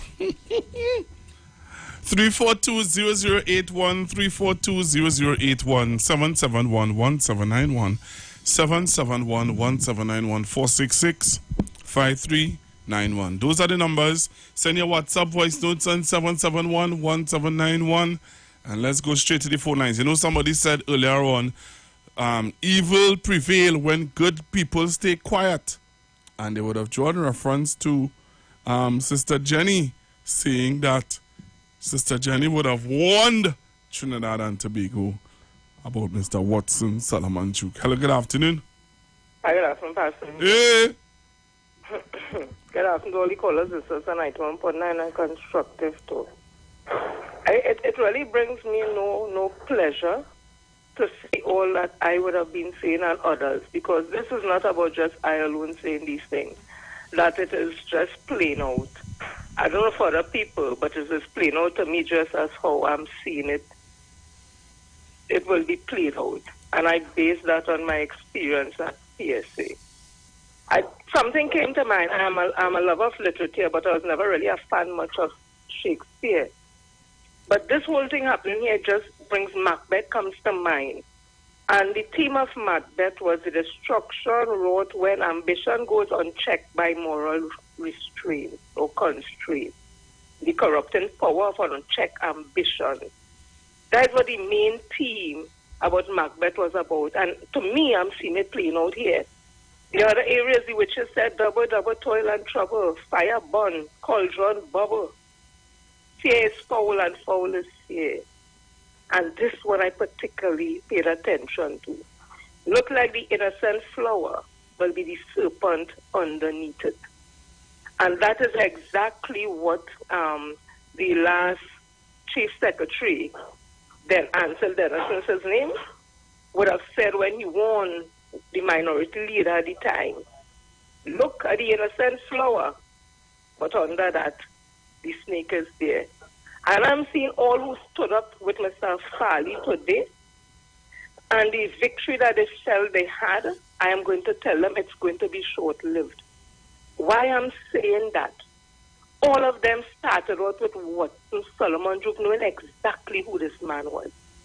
He didn't come to them as no innocent child. They knew. Pastor Bain said, let's protect him. Farley said, you know, he's unconventional, but he's a patriot. And they said all that, and they surrounded Duke.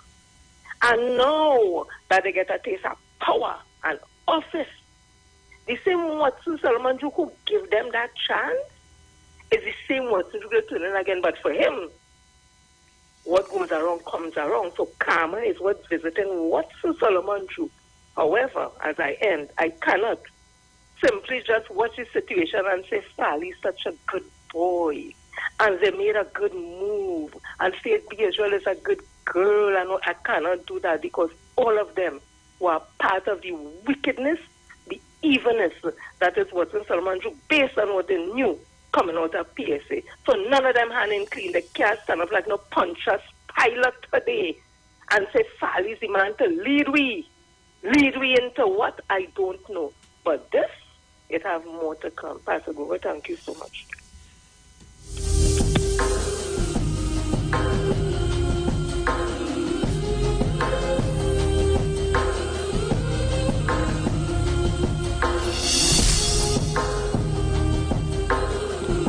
Hello, good afternoon. Hi, good afternoon, Pastor Grover. Afternoon to listeners and Sister Jenny and everyone. You hear me, right? Loud and clear. Yeah. You know, it's one of the things about being warned about the whole model of leadership that we foresaw, so to speak, from Watson Duke and Farley, that we knew we want to be Begonians. That, and a lot of us in Trinidad didn't get involved so much because it's not that we wanted the PNM to run right through. We just wanted people to understand that the replacement of the PNM is one that was carrying a UNC-type approach that would end in confusion. Look, watch the state of affairs right now. So I don't know after this whether or not Parley and they would continue to run the Tobago House of Assembly in a way that would cause cohesion in the whole shadow of Watson Duke, wanting to know his party there or isn't there. Now the problem I have, Pastor Google, is Martin George. Now that is why Farley had the right to say that lawyers with whatever. Because to me, I don't think, like Farley said, and I think it's in the whole act, as to, even though the PDP, you're a member of the PDP and what's new take a seat, the function of the THA will still continue. So even though they form a party, they still hold on to power.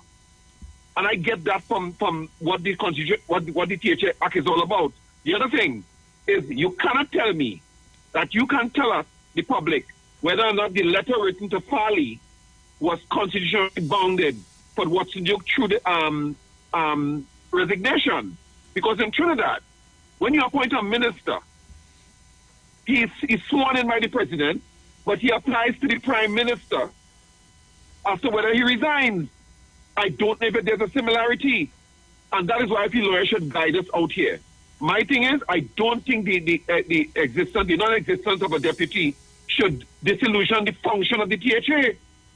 I don't think that's right. And if you look at the bigger picture, to me, Pastor Google, I think let's see what happens when Farley and they continue. For me, we want to be Begonians. So all you take care of it when the time comes up. Take care, Pastor Google, all the best. All right, thank you very much. Spartans, join me on the live. Spartans, join me on the live, all the Spartans.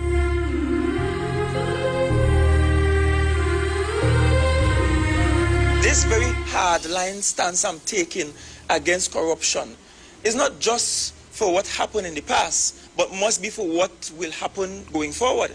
And let me be clear, if any member of my team gets involved in the kinds of activities that we have seen, your treatment will be just as harsh. And I want to make that abundantly clear. I wanted to come and see where's the treatment, because we're dealing with the Spartans. I took an oath to serve without fear, without favor. This is Sparta! You see what happened to the Spartans? The leader? What the leader do? You saw what the leader did? Join me on the live. Join me on the live. Trinidad and Tobago, this is not a joke, you know. It's not a joke. Spartans! Wow.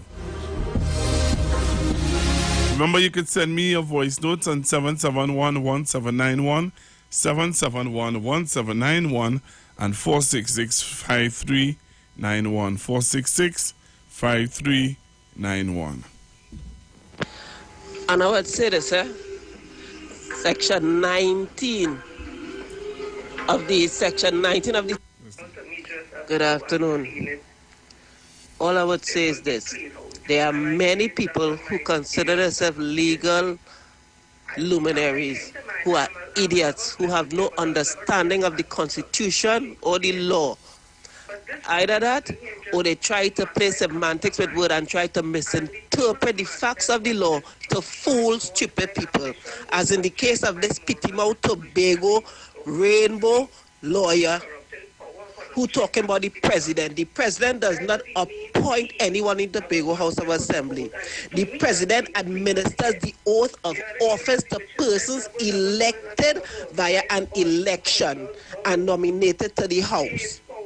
And if one of the offices has to become vacant, a resignation can be written to the presiding officer for a person who chooses to resign, not the president of Trinidad and Tobago.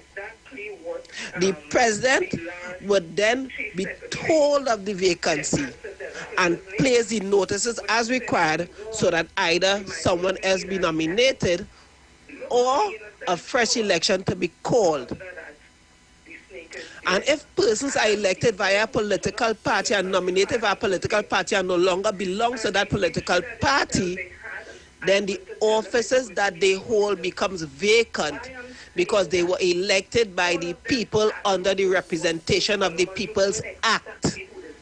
And the Tobago House of Assembly, like any other law in Trinidad and Tobago, does not supersede the Constitution of Trinidad and Tobago nor the Representations of the People Act, which goes in accordance with the Constitution. So when people want to listen to these idiots and fools without taking time to read themselves, people will always be misled. Simple as that. The Tobago House of Assembly Act states that the president shall revoke A, the appointment of a councillor on the advice of the person or party which nominated him, or by means of any of the matters set out in subsection 1, and B, the appointment of the presiding officer following a vote of no confidence against him, supported by a majority of the members. The president can revoke, however, a resignation submitted in writing to the presiding officer is more than enough for a seat to become vacant in the THE. It's not a right to the president, and the president don't appoint or take away. Members are elected again, elected by the people. And if the people are elected by a party and they no longer belong to that party, they cannot sit as independent. You have to call fresh elections. The law is quite clear. People want to misinterpret the law, rewrite the law to get their own false, fake political interpretation to try to cover the nepotism and idiocracy. That is all it is. Now, remember on Friday, I believe it was Mr. Chance would have called in and he would have given some clarity on the calling of fresh elections. And Mr. Chance was giving us a clear outlook on how to go about these elections and how elections would have been how elections can be called in the Tobago House of Assembly in a situation like what we're seeing now. I don't know if Mr. Chance is listening. If he wants to call in, I'll give him that opportunity to do so. But this, as Rowley Jr. would have said a while ago, this is where we need a lot more legal minds to share their views and to give their opinions on what is happening or what their views are on what is going on in the Tobago House of Assembly. All right. Now, I don't know Mr. Martin George, and I don't have his number, but I am. It is. I think, at this point in time where we will be looking towards hearing from other legal minds, and I think the Constitution may be clear on certain things, but as I said a while ago, Mr. Chance would have called on Friday and would have cleared up the information about the stuff on voting and calling fresh elections. Hello, good afternoon. Good afternoon. Good afternoon, sir. Yeah, just one point. You know, people like to talk about coincidence. I just find it very odd, very, very strange, that the very day on which Watson Duke's letter of resignation as Deputy Chief Secretary reaches the executive of the Assembly for determination, which is this morning, immediately upon that happening,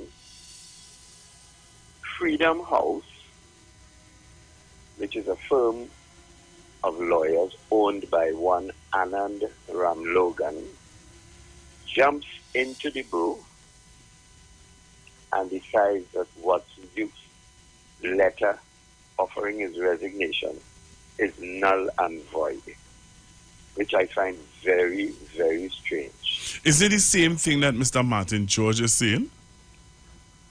Well, I'm not sure. Mr. Martin George is saying that he thinks that Watson Duke's letter of resignation is null and void based on how he interprets the law and who Watson Duke could have sent it to. Number one. Number two is the same. If I haven't been able to really peruse through the letter from Anand Logan and but they are basically saying the same thing. But that is not the point I'm making. Whether Martin George's opinion and Ram Logan's opinion is the same, whether the two opinions are really saying the same thing. The point I am making is, how is it that Freedom House jumps in now to decide that Duke's letter to the Chief Secretary is illegal and null and void? There are politicians talking here. Yeah, but you remember? PDP here. You heard. And Ram Logan represents the UNC. But you remember? So what is the connection here? One of the reporters asked Watson Duke a question just now. And you notice how he answered? Thank you. No answer. Thank you. So that means that he would have told them, hey, Olia, throw your hand into this here. That is the point I'm making, Google. That is why I started by using the word coincidence. It's very strange. How come? It's almost as if it was prearranged. Yeah. It's almost as if it was preordained. It's almost as if somebody hatched a plan and the plan was executed, and part of the execution of the plan was, well, look, boy, listen. You submit this letter to the PHA, to the secretary or presiding officer or whatever it is. You submit your letter, and you give me a copy of the letter, and I will, while you submitting your thing, I had that letter before you even submitted it. Yeah. And I have formed my own legal opinion.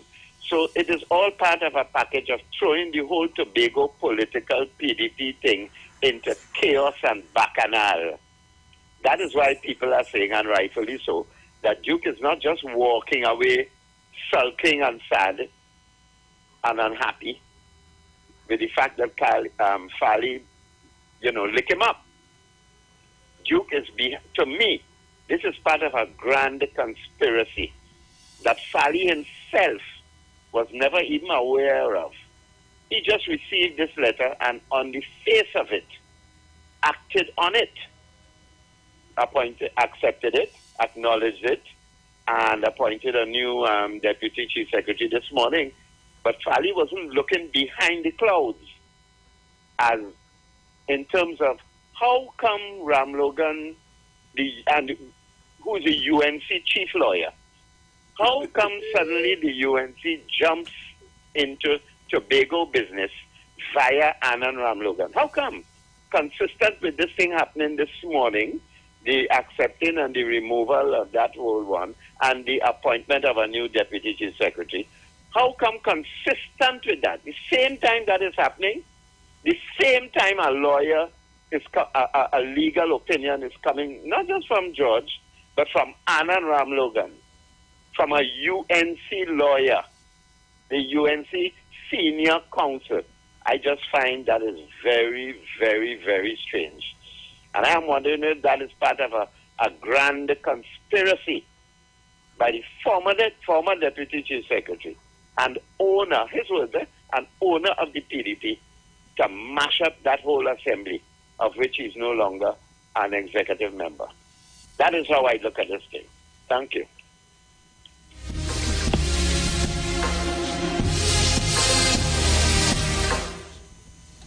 Hello? Hello, good afternoon.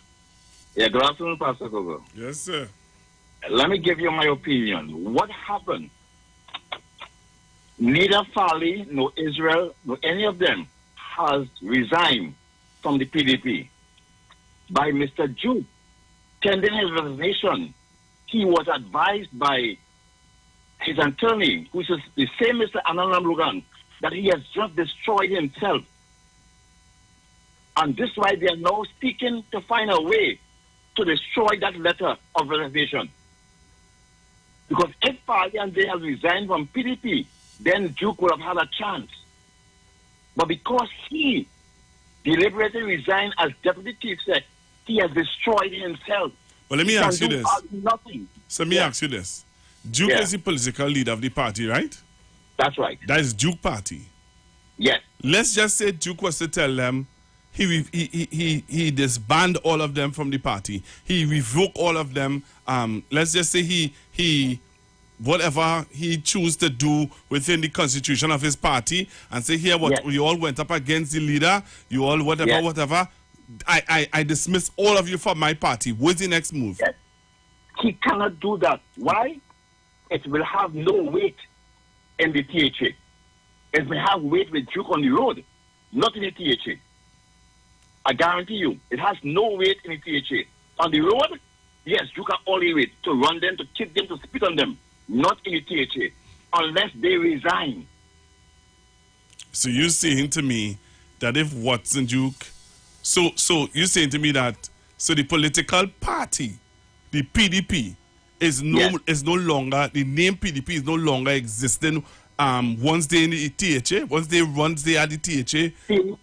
PDP exists, but to revoke an appointment in the THA, the PDP must now tell them, the THA, that this man has resigned from the PDP. They can't tell him, I expel him. So let's say, let's say Watson Duke was to disband the PDP. What will be the situation? It will continue until somebody makes a motion in the court, in the THA, which will cause a reaction that the ABC may decide there is time for a new election. But on the whole, these men are lawfully appointed on a recommendation which the president administers an oath to them. And as far as the question of this smart man telling you about without Mr. Duke, the Cabinet Assembly, this smart man is talking rubbish. The question is, there must be a quorum for the committee to sit. And they will tell you either the chief sec must be present, or the deputy chief sec and other members. So these guys are hiding this and masking it for those who do not know. But Duke has realized, against Mr. Ram Logan may have advised Duke, boy, what you do then? You have destroyed yourself. Let us see now how you get it by trying to declare your application null and void, saying it must go president and whatnot. All party has to do is to forward this resignation as chief sec to the leader there, saying, Mr. Duke, whom I recommend to be the deputy chief sec. When you remember that? It's I, Fali, who have signed that letter to the president saying, I want, as chief sec, Mr. Watson Duke to be deputy chief sec. And based on that recommendation, the president calls him and says, let me swear in. Right. So I think Fali can now send that and say he has not resigned and I want no appointment. Thank you, Brad. All right. Yeah, thank you. Just remember, I hear Fali say, Fali was saying that he ain't visit EBC yet. Good morning, Pastor. Good to beg with you. Pastor, we're going to kind of back with this morning's session of selecting Deputy Chief Secretary. I heard Mr. Martin Daly, and I would love for you to play what Mr. Martin Daly said on Facebook. Thing that he put out, and he was on another frequency this morning when asked certain questions, and he said, as far as it goes, Watson Duke has not really resigned from Chief Secretary. So I want to know, how could they have a selection of a Deputy Chief Secretary this morning? Isn't the president out of the country? So what church is not the president have to sign this thing, receive this letter, acknowledge this thing? and come out and say, well, we accept Watson Duke's resignation and we will be swearing in, there will be, declare the chief secretary position vacant, and then now they're supposed to meet, and then they now would have a Pastor Google are very confused. These people and them is doing that is to show you we want Tobagonians. These people are not ready for office. But Pastor Google, I have my finger ready because I am visioning back to the post. This thing is not standing up at all. And mind you, there's somebody who is sent a pre-action protocol letter with this thing with Watson Duke stepping down as chief secretary to the president and so forth and to the court. So let me see how this thing here will be unfolding. They talk about Trixie Tracy, but this time we name it different. This is Trixie Fali. And I'm standing in solidarity with Watson Duke. Is that he's going to get my support because Pastor Google, as the election was over, contracts was going left, right, and center, and then you start now to get rid of other contractors that was there in the PNM time that hence day before the court has started fire people left, right, and right. So who now the Trixie Tracy? Who now is the Trixie one? Not Farley, flip-flop Farley. No, but he left zip up because he can't mention Zipline because he before the court with Tracy Davidson Celestine. I wait to hear the outcome of this. So, Pastor Google, I looked on and listening, darling. Thank you very much. Hello, good afternoon. Yes, Pastor Google. Good afternoon to you and your listeners. The irony of hearing Mr. Ram Logan's phone being called Freedom House, but that's beside the point. Pastor Google, you see why Martin George and these guys don't field questions from proper journalists? Now, if the executive appoints a minister, if the executive appoints a secretary, right, the oath of office is taken, right, by the president, right? So I give you, if I'm the minister, I take a oath of office and it's administered by the president. However, I am not appointed by the president.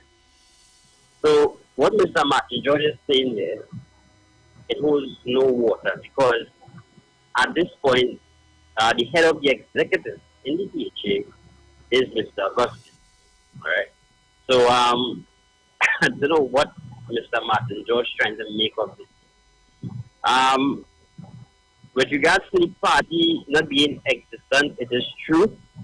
The party, the PNM, the UNC, the PDP, these parties are used to bring people together to vote in representatives. When these representatives are voted in, right, yes, they are voted under the banner of the particular parties. However, when they are voted in, they are considered elected representatives. And so I am the elected representative for this area, Crown Point, wherever the place might be. So even if Mr. Duke disbands the party, right, it doesn't change the fact that these persons, their positions in the party itself will be under threat, but their positions within the THA could only come under threat if there is an election or by-election in their area, right? Now, this is why Mr. Duke has gone the legal route, because if we look, he may try to exploit some loopholes, which Mr. George kind of illustrated on a bit, right? He could exploit certain loopholes, but his instruments of appointment were not given by the president. He just basically gave his oath to the president, which is a ceremonial role, right? Now, in a case where you appoint in a case where you appoint a commissioner for inquiry, let's say, that is where the president appoints people and where she could disappoint people, right? So I really don't think Mr. George's argument hold any water, and I just believe he's just trying to throw some mud into the water there just to make it a bit more confusing. But at this point, I can tell you that Fali Augustine holds the cards in terms of the KJ and the executive. Thank you. So thank you very much. Hello, good afternoon. Good afternoon, thanks for holding still. It was a shame. Now, the last point, you see what Ram Logan and Martin George trying to do is null and void. The last caller state and plenty of the caller state is not the president that select or put Mr. Watson because deputy chief secretary. That was done within the party circle. And the party, Mr. Watson, you give the party his resignation letter. What's so hard in all this people to understand and to try to rigmarole and spin and whatever they want to try to do it? This is what we're witnessing here right now. And I want to tell both Fali and Watson, all is still in the fire. Thank you very much, Pastor Google. All right, thank you very much. Hello, good afternoon. Good afternoon, Pastor Google. Hey, good afternoon. Yes. Well, I am just going to state that it is in the Act. Because you see, everything that takes place in the Parliament and in the THA, guided by the Act, by the laws. So I'm quoting Section 8 of the THA Act. And here what Section 8 of the THA Act talks about.